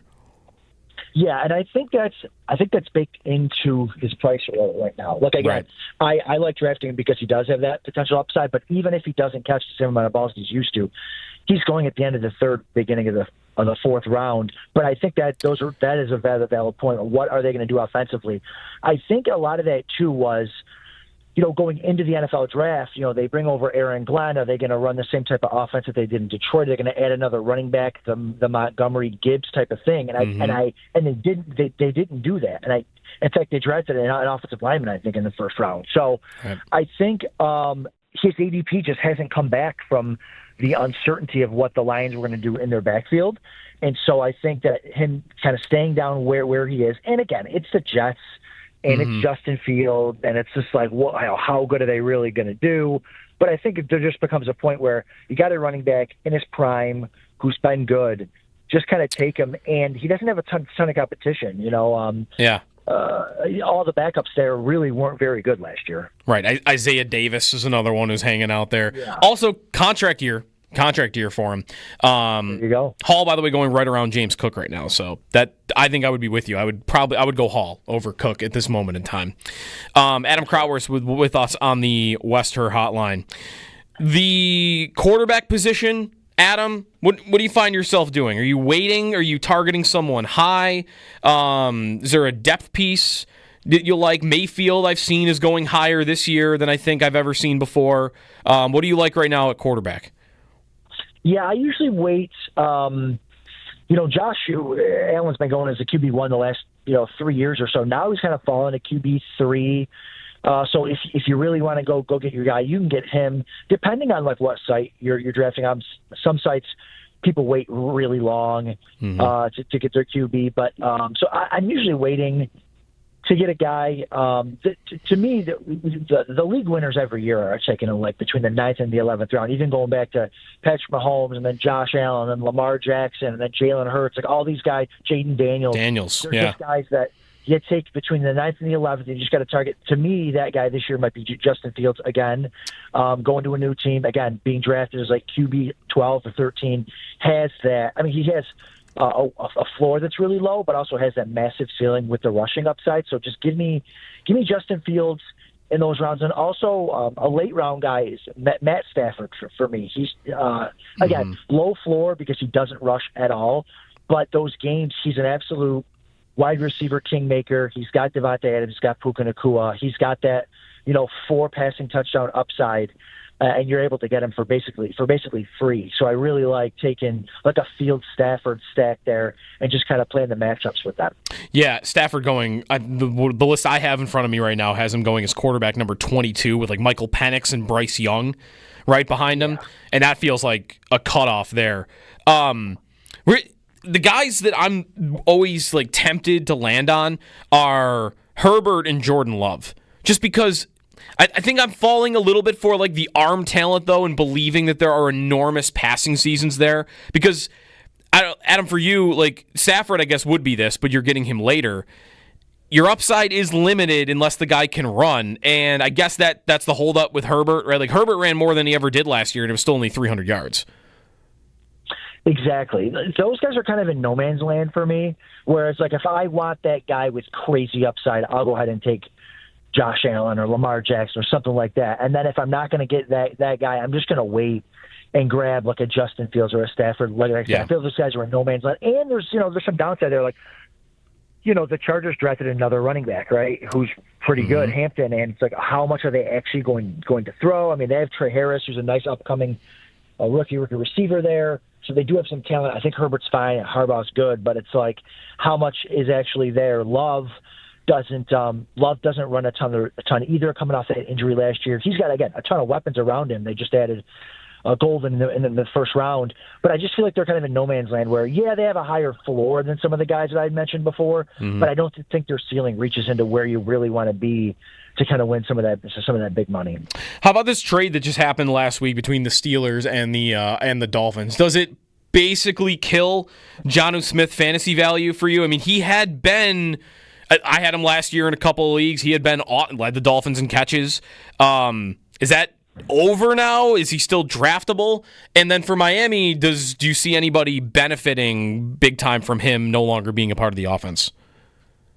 Yeah, I think it's over. I mean, they like Jonnu. Like, I know that the offensive coordinator there was his head coach in Atlanta, and he was using him more than Kyle Pitts, when he was there, Arthur Smith. And so, I mean, I think he's going to be a much better NFL player than he player.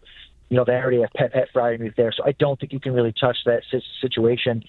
I really think the big winner in Miami is the receivers. I think Jalen Waddle, I think he's a good receiver. I think they don't want to force the ball to tight ends. They want to force the ball to guys like Jalen Waddle, and even the head coach the offseason was like, yeah, we definitely screwed up. We should have got the ball more to Waddle. So I think he's really the big winner there, making that trade to kind of open up some targets for him. The big question for them is going to be their offensive line is so bad. Tua's got that baby arm. How long can he last? How, teams have kind of caught up to their offense that kind of exploded out 3 years ago. Can they force feed Jalen Waddle the ball? But I think 120 targets certainly isn't out of the realm of possibility. What is Achane for you then? With that being said, their line, as you mentioned, like it's in tough shape. And he was so exciting after that first year because there were historic level numbers and efficiency. I mean, 800 yards on 100 carries. And then last year, I don't know, it didn't really get going near the same. He came down 3 yards per carry.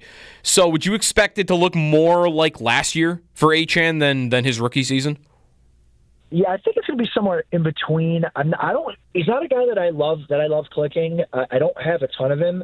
I do have a ton of Jalen Wright. Not that Jalen Wright's better, but I think he's the clear handcuff, and I think he's not much worse than Achane. So I can get him in round 11 or 12. And if Achane, who's not some big bruising back, if Achane does get hurt, then I think you have a borderline league winner with Jalen Wright. But I think Achane is he's going to get there on volume, right, if he stays healthy. I think the offense is going to be a little bit better. He catches the ball, and I think he got really unlucky with a lot of those long carries. Like I said earlier with the James Cook discussion, I just think he's going to crack up a couple more 20, 30-yarders, get in the end zone that way. He's their goal line back. Tua's not stealing any of those. So I think you're fine with him as like RB 8 or 9 in like late round 2. Yeah. Any as we approach, most people's home leagues will start up soon. How much are you paying attention to the schedule? I know, like for best ball, obviously that's obvious, but for any home league or for your dynasty leagues would be over by now, draft wise. But how much are you paying attention to the schedule, and then also how much attention should we be paying to like that player's defense? Thinking about the Bengals last year, like Joe Burrow, Chase Brown. If you know that the team's going to have a bad defense, you can get a higher offensive output, but is that only maybe true in like the extreme circumstances like last year with Cincinnati? I think it can be true in the extreme, and also like game-by-game basis too. Schedule's cool to kind of think about. Home leagues, I don't worry too much about schedule because generally in the home leagues you can make trades, and there's guys on the waiver wire, so a lot of times you'll see kind of once it gets to the end, you're like, hey, I've got to win 4 in a row to make the playoffs. You're just making trades every week just to kind of win for that week. And then if you're in good shape, you can kind of make that look towards the playoffs. Oh, look, this team has dome games. They play really bad defenses. So I'm going to go ahead and target a couple of these players to kind of bolster my roster. So I really wouldn't look in home leagues too much towards that schedule. But I think defense does matter a lot, Joe. Like you said, the Bengals are an extreme case. A team kind of in that mix this year for me that's kind of a sleeper is the Raiders. So their defense is not good, and they're bringing in Chip Kelly, who runs the most fast-paced offense in football. So you can get those pieces cheap, and you're going to get in those shootouts.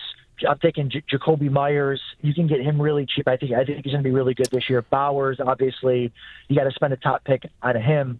But Gentry as well, got to spend a top pick on him. But I think that's an offense that, because their defense is bad, because they're going to be in shootouts, you're thinking Chargers, thinking Chiefs, and because they play such fast pace, I think it's teams like those that you really want to target since the Bengals guys, yes, all that's true, but you got to spend every top pick, and you can't get them all. Yeah, I love the Myers call. This is one where I'm hoping that people in my leagues are not listening because I'm going to want to leave every draft with Jacoby Myers this summer. Yep, for sure. Yeah.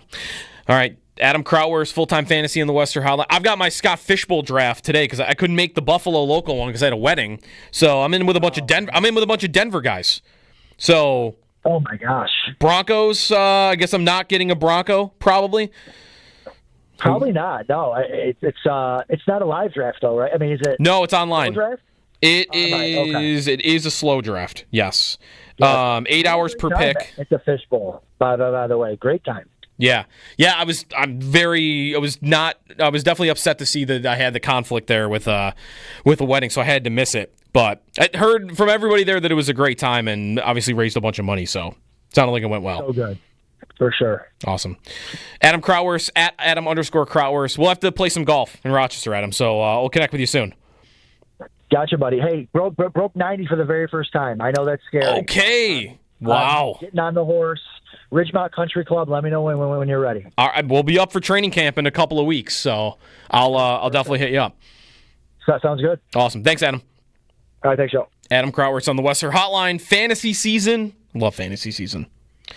What Bronco do I really want anyway? But I would answer, we talked about quarterback there and how, like I am not going for the top guys. The top guys would be Allen, Jackson, Daniels, Hurts, in my opinion. I'm not drafting them where they're going. I'd love to tell you Bo Nix, little sleeper, but people have figured that out. He's going as the 8th quarterback because he runs. And there's really nothing else in Denver that excites me. So, yeah, I've got to draft against some Denver Nuggets fans. I couldn't make the Buffalo one. So, all right, they're doing it by team theme this year. And I've been a Nuggets fan since I was a kid, so I'm going to jump in with a bunch of Denver guys. And I feel like they're welcome to have me, unless I hope I didn't steal a spot from somebody out there in Denver, which might have happened. I apologize if I did that. But anyways, time out here. Wimbledon continuing. I think Novak Djokovic is on right now, so you've got some big names that are taking the court. By the way, we are 1 week and a couple days away from the Open Championship, which get it here. Give me the golf major to fill a little bit more time before we get to training camp in a couple weeks. We'll revisit our poll from earlier. Have you got a thought on that? How important is this Bills regular season to you? And I think a lot of people I am seeing siding with me that it is because the one seed is, I think it's almost underappreciated how valuable it is. Not just for home field, but for your path to the Super Bowl. It just is way easier if you're able to get that number one spot. 803-0550 is the phone number. It's Jeremy and Joe here on WGR.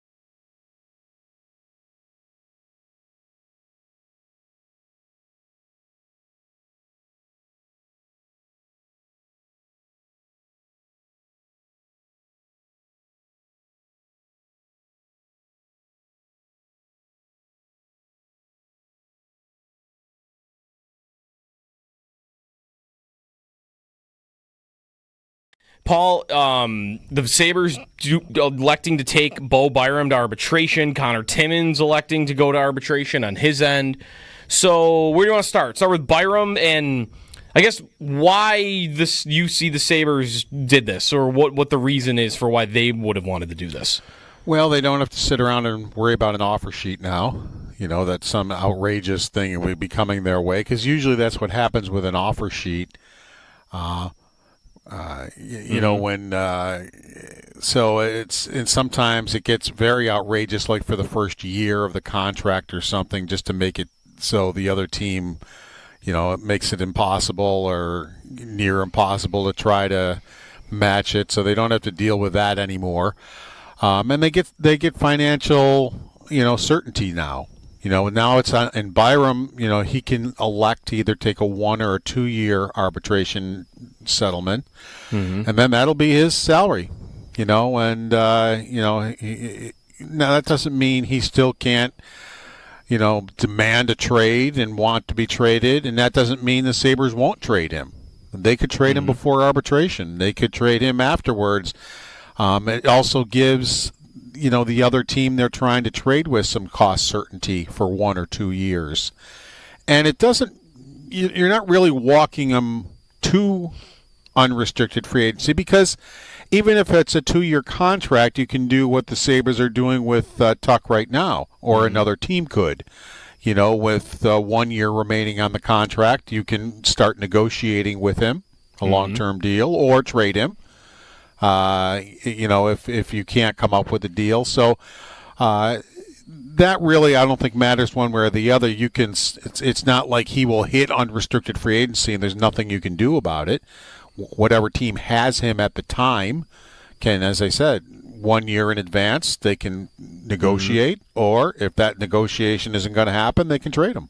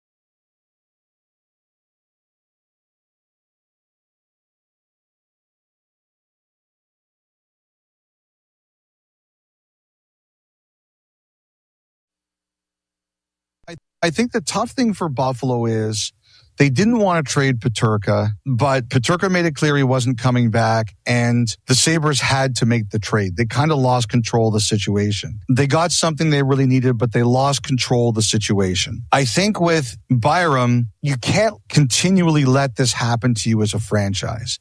At some point in time, you have to dictate, we're handling this. We're controlling this. And one of the things the Sabres have indicated is no futures. They want something that can help them next year. And in the deal with Peterka, they felt they got that. I think the challenge for Buffalo here is that Byram has 2 years until UFA. And now he's represented by an agent, and Darren Ferris, who really tells his players, he walks them right to UFA. So Buffalo knows if they don't do this now, then they probably won't be able to do it next year. Elliot Friedman on 32 Thoughts. Bo Byram. Sabres have elected for arbitration. He gets to pick the term, and he could pick 2 years and go right to free agency. Good morning, it's Jeremy and Joe. Jeremy is off this week. Brian Koziel is sitting down. He was just hanging out in here, and you're making your YouTube stream debut, so congrats on that to the YouTubers. Very exciting. How does that all sound to you? Where are we at? Where's your vibe check right now with the Sabres offseason, given that I think the number one thing everybody was waiting on to happen is still the thing that we haven't seen happen. Yeah, it's been the anticipation of that big move and all the hype and all the rumors that Kevin Adams is wanting to make a big move. I don't know if the J.J. Peterka trade was that move, but to me, all I saw was a top six forward exit, and the scoring for those goals have not come back on paper in any capacity.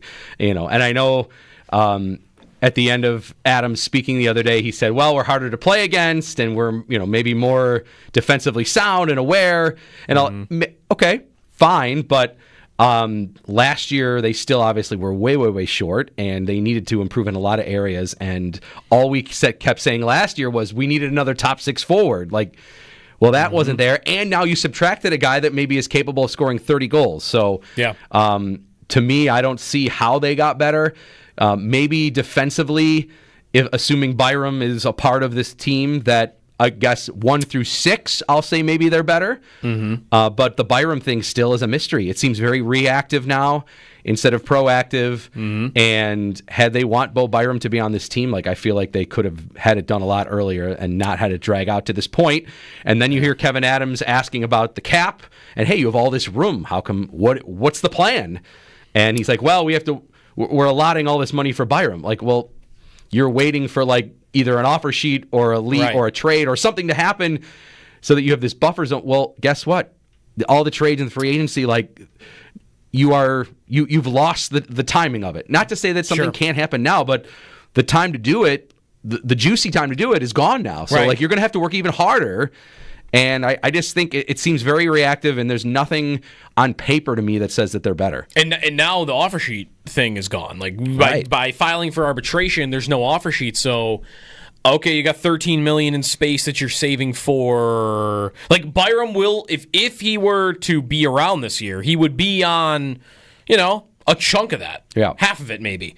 But they're not. That means they're going to have $6, $7, $8 million left available again this year that they chose not to use, and that was because you were worried for 5 days about Bo Byram getting offer sheeted. It just feels like another excuse as to why they didn't bring in more talent. And with Adams on the record saying it's hard to get maybe the upper tier player to come here because of the no trade clauses in people's contracts.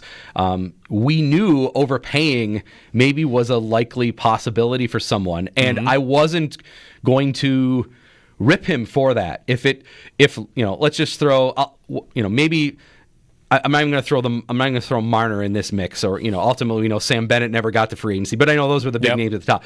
Maybe the next tier player, let's say Ehlers, a player like that second tier player, had they paid him more than Carolina did, $2 million more per year than maybe Carolina did, and we would have been like, ooh, that's pricey.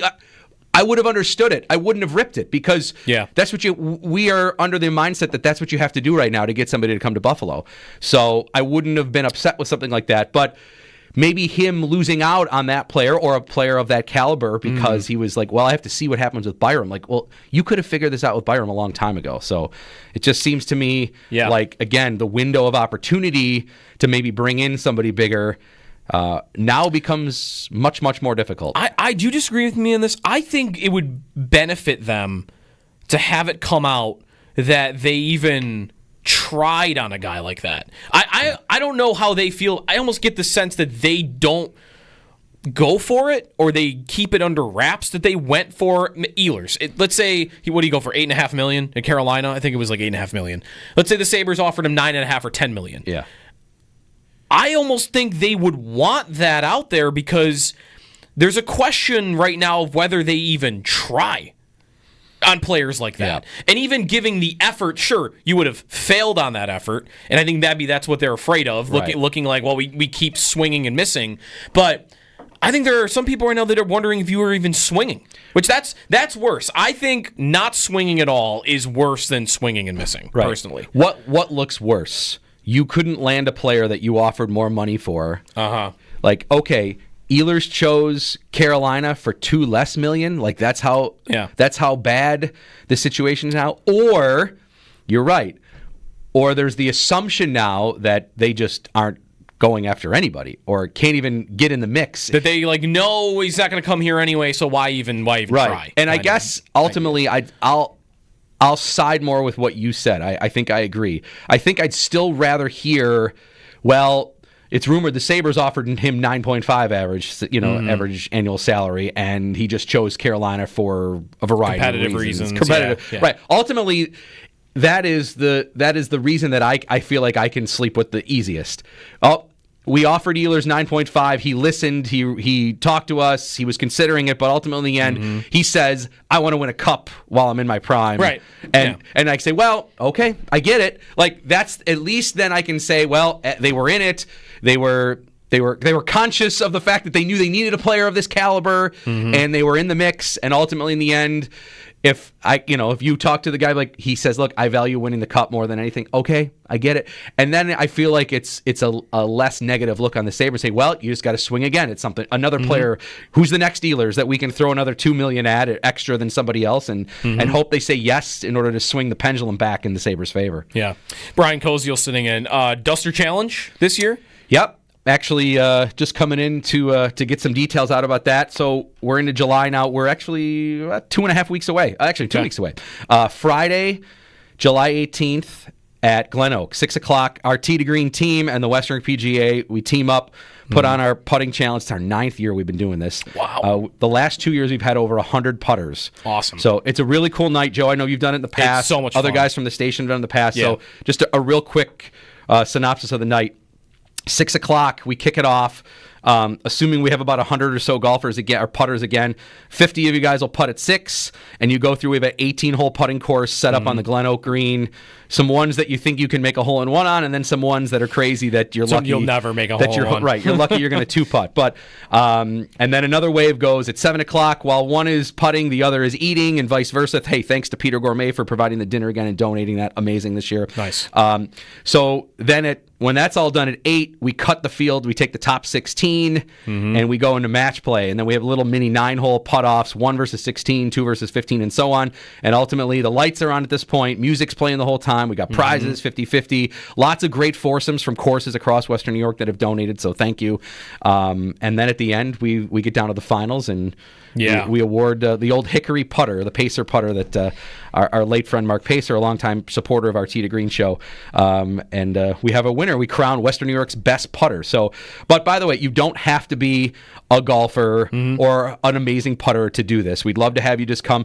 The reason we do it, beyond the fun, is that it raises money for PGA Hope. And real quick on PGA Hope, we put military veterans in a golf scenario to kind of get them back to acclimated to normal life. And they're there with other veterans, and they get to talk about just, the transition of going from military life back to normal citizen life, Joe, like you and I are so lucky to live every day. Like, it's tough for a lot of veterans. So we give them golf experiences, golf lessons with the PGA pros, other things to get them in a fun environment where they can maybe, adjust to getting back to real life and through golf. Definitely. Yeah. It's a great time. Whenever I have a conflict with it, I'm like slam the table because I'm really upset that I can't go because it is an awesome time. Easiest way to sign up. Go to the top of my Twitter page at BrianWGR, and it's the pinned tweet and it's the link. You just click there. It's a $49 donation. If you're an area business and you would love to donate, we'd love to have you. We'll get you a sponsor sign, all that sort of stuff. So reach out to me, and we'd love to have you do it. But even if you just want to, kids do it. Yeah. Last year, the finals. I think I lost to a 12-year-old a couple years ago. Last year, the finals was, I would say, middle-aged man against a high schooler. Yeah. So, we get everybody in there. We're starting to get some more females signed up, which we love. But, again, it's super fun. We got music going the whole time. We got drinks. We got food. It's going to be, even if you want to come and just hang out, we'd love to have you. So, thank you for letting me share that. Yeah, absolutely. At Brian WGR, again, the top of his Twitter page is the pinned one. And then real quick, right now, a week plus out, who would be your pick for the Open Championship? Ooh, good question. Because Rory's the Rory momentum has slowed a bit. Yeah. So he's had a very, very interesting post-Masters. Yeah. And I will say I was dead wrong on what I thought it would be. I thought he was going to go on a tear. I thought he's free. the pressure is. He said, "I've accomplished everything that I set out to in my golf life." So then he has got zero pressure. And you'd think he'd be like the happiest-go-lucky guy on the course. Golf can be so frustrating. We all know because we play. Mm-hmm. And my thought would be, hey, I just won the Grand Slam. Like, active player-wise, you have the best resume of any active player on earth. Right. But the dam's been broken. Right. Like, let's go. Like, just play. If you miss a cut, so what? Right. Like, kind of thing. Or what? You have a bet. But instead, he's arguing with the media. He's mad that his name was linked to his driver not being, conforming. And I know some people are online are like, "Oh, did he cheat at the Like, no. He's talking about cheat at the Masters. No, he didn't. He doesn't want to talk now to the media. He's grouchy. He's slamming clubs. He's breaking T signs at the U.S. Open. He's talking about finding ways to be motivated, kind of too, right? Like that what was he said? Like he climbed his Everest. Yes. You're kind of searching for the next mountain. His quote about Mount Everest that more people die on the way down. Like, how morbid is that? That was a wild quote. That he's like, you have this quest that like brings you to the top, but like you fight through everything to get there. Now you're there, and you have to go down. He's obviously not handling it well. So it's weird. To answer your question, I guess I'm not going to put McIlroy there, even though it's back in Ireland. The last time at Royal Portrush, it was there. That was when Shane Lowry got his win. Lowry's had a really good year. Yeah. I'd like to maybe throw him into the mix amongst the non-Scotty Schefflers of the world. Mm-hmm. I mean, you got to throw Scotty Scheffler's name into the mix here. Xander Schauffele's been playing majors outstanding over the last 5 years, so I think I got to throw his name in there. But I think it's as wide open as ever. It really is. There's so many European players. I mean, look at who would have thought Adam Scott had a chance to win the U.S. Open. Robert McIntyre could have won the U.S. Open. Yeah. J.J. Spawn, we know, won the U.S. Open. But Sam Burns, I mean, there's so many players. It's so deep. And the favorites other than Scheffler, I feel like you could argue maybe against all of them right now. So it's going to be a very, very interesting Open here in 2 weeks. The guy I'm rooting for and the guy I will be betting, how do you feel about Fleetwood? Yes. Tommy Fleetwood, I feel like 2 is weeks not ago, like the devastating loss. More for the hardcore golf fans, he's kind of like a very rootable. Yes. He's never won. Yes. And he's never won at least on the PGA Tour. Well, I guess this wouldn't count either for that, right?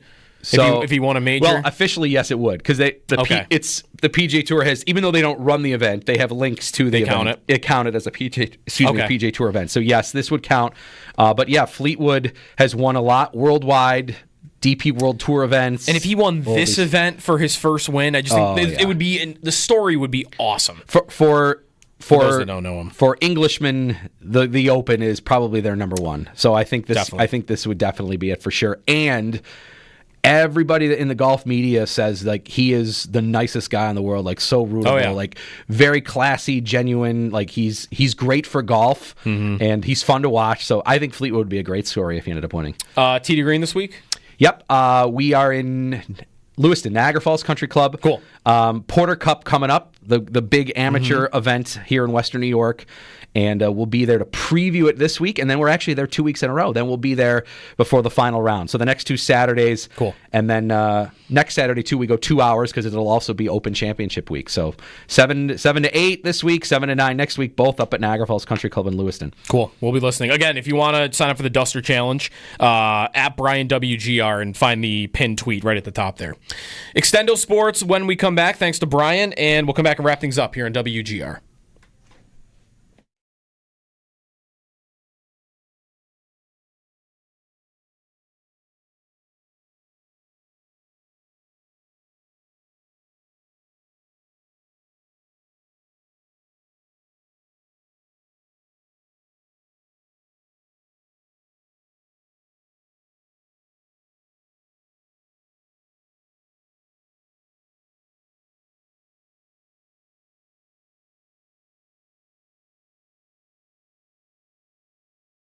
Paul, the Sabres electing to take Bo Byram to arbitration. Connor Timmins electing to go to arbitration on his end.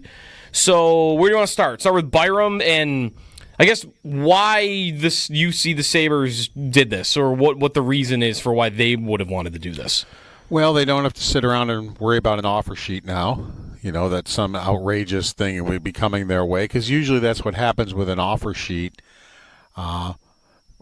You know, when so it's, and sometimes it gets very outrageous, like for the first year of the contract or something, just to make it so the other team, it makes it impossible or near impossible to try to match it, so they don't have to deal with that anymore. And they get financial, certainty now. Now it's on, and Byram, he can elect to either take a 1 or a 2 year arbitration settlement, and then that'll be his salary. And now that doesn't mean he still can't, demand a trade and want to be traded, and that doesn't mean the Sabres won't trade him.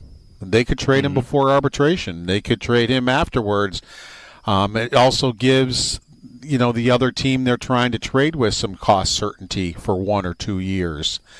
And it doesn't, you're not really walking them to unrestricted free agency, because even if it's a 2-year contract, you can do what the Sabres are doing with Tuck right now, or another team could.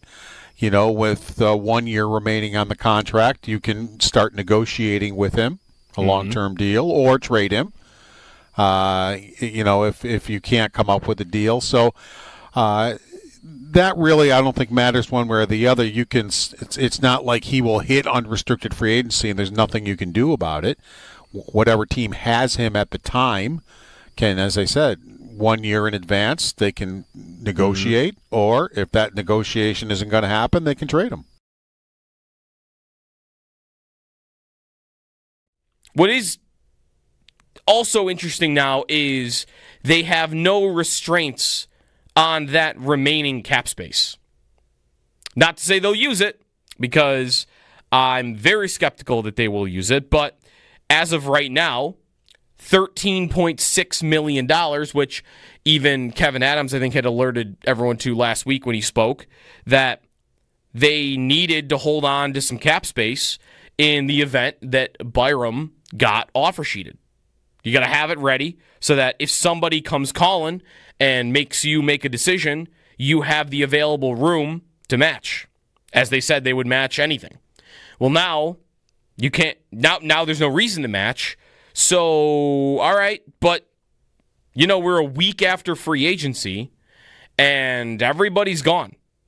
Nikolai Ehlers signed with Carolina over the weekend, and not to say the Sabres were, I think, necessarily a strong bidder on him anyway. The list is, what are you supposed to do with it? Now it's to the trade market. And I don't know whether to buy this because it's Alan Walsh, the JJ Peterka's agent. He's the NHL agent that has his own Twitter account, that he's always talking and whatnot. And he did say last week that there is still so much unused cap space in the next couple of years with the cap going up that expect the trade market to really heat up this week. Take that for what it's worth. You heard a lot of, going into the NHL draft, from certain insiders, this is going to be a busy one. Everybody's home, and they've got their deals lined up because they're not waiting to get out onto the floor together, so maybe some things would be more advanced. And then NHL draft night showed up, and there was nothing. Nothing. No action, no big trades, really, nothing big happened. So, false alarm. And this is probably, I would say, another false alarm.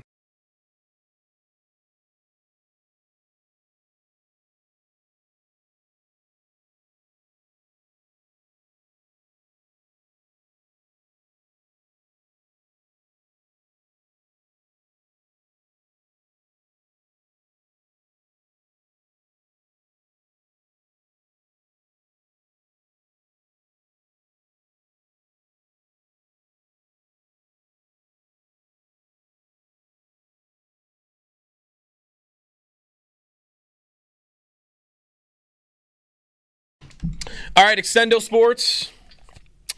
Get you off to the Northtown Automotive Extra Point Show. You can line up your phone calls at 803-0550 if you are looking for it.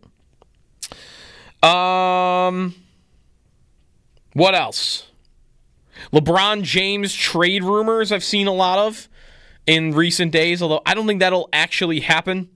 It is funny that, all the LeBron power stuff, player empowerment. He never has asked for a trade in 25 years from anywhere.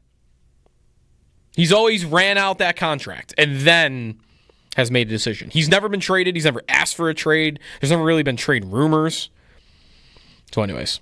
I had something else here for you. Just looking through. I got to a lot of it today. I had something good. What was it? I'll remember. We got a whole week. Luckily, we've got a whole week for that. I've got a fantasy draft coming up in about an hour, so that'll be fun. We didn't really touch on me and my old man giving you and Jeremy the work on Friday morning. You did. Although, what did you guys only end up winning by? It ended up by two, by 1 or 2. It was. I think it was 3 on 18. You guys won on 16, so I don't think we kept track of who won 17 and 18. Right. But I think we might have won 1 or 2 of those.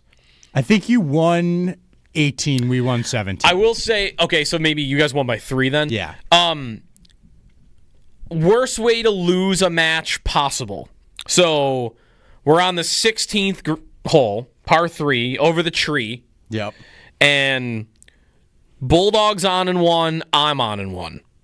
We've got to tie the hole to dormy it. Right. To keep the match alive. We have to win it to stay alive that we could still win it. So we're both on in 1, and I'm just not used to the speed of those greens, so I leave it 10 feet short, maybe less than that. It was like 5 feet short. Yeah, it was a 5-6 footer probably. So Bulldog 2 putts, he gets his par. I've got a par to keep the match alive. I've got 5 feet. Lips out. All the way around, too. The ball goes all the way around the hole. That is easily the worst way to lose a match. Yeah, that was tough. I wanted to see that go in because it would have been fun on 17 to see who's going for the green, what's going to happen here, and then that thing just toilet bowls around and says goodbye. So it was back. It was in front of me. It's like I left the ball short, literally, because it did a whole 360 around or 180 around the hole. It was really it was honestly impressive. I've never really seen quite that level of lip out. It was a fast lip out, yeah. What was real quick? There were tweets about Eichel from this weekend. Yeah. Being in town. Jack Eichel being in town. I don't know how real that was, but I don't know if it was real either, or if it was trolling, or if, You just come to go yell at fans about not, or whether he was actually at a local establishment over the weekend. Right. I don't know what to, and what would, that doesn't mean anything. I'll just say this. I had one group chat that had some fun with that. I don't think any of us really took seriously any of this, and might not have even believed he was actually here. Maybe he was. We had some fun with, I dug up the Sports Illustrated cover of LeBron James going back to Cleveland. Yes. The cover of I'm Coming Home. Right. And his letter on why he's returning unfinished business, basically. I'm like, this is what we're going to get. Eichel's won his cup. Boston stinks. It's true. Come fix it, brother. How would people react? I think people would welcome. I don't know. No, maybe not welcome him back, but they would take it, if that makes sense. Begrudgingly accept might be a better way to describe it. I think it would take some work for him to get back for him. In. Yeah, that took it for LeBron, right? LeBron went back to Cleveland, and him and the owner had written a letter calling him a coward. Yeah, and they still didn't speak when he went back there. Right. So yeah, he would. Yeah, it will never happen. I understand, but listen, for his legacy, what would do more for his legacy than coming back here and saving it? What about fixing it? Nothing would. Hockey players don't think that way, though. If this is for the NBA, maybe football, even maybe a little, but hockey players don't think that way. No, they don't. It's not their mentality. I'd rather have the guy from Edmonton come to his rightful home and fix it that way. Do we care if he goes to Boston, by the way? If it does happen? Paul thinks he can stay in Vegas. I think that's the favorite. He'll stay in Vegas. But Boston, I think Boston's whatever. He'd become a greater. It would only be if the Sabres got good. If the Sabres got good and Boston was good with him, that would be a rivalry. That would be hatred. That would be all good for that. That'd be fun. But I think the Sabres would have to get good. All right.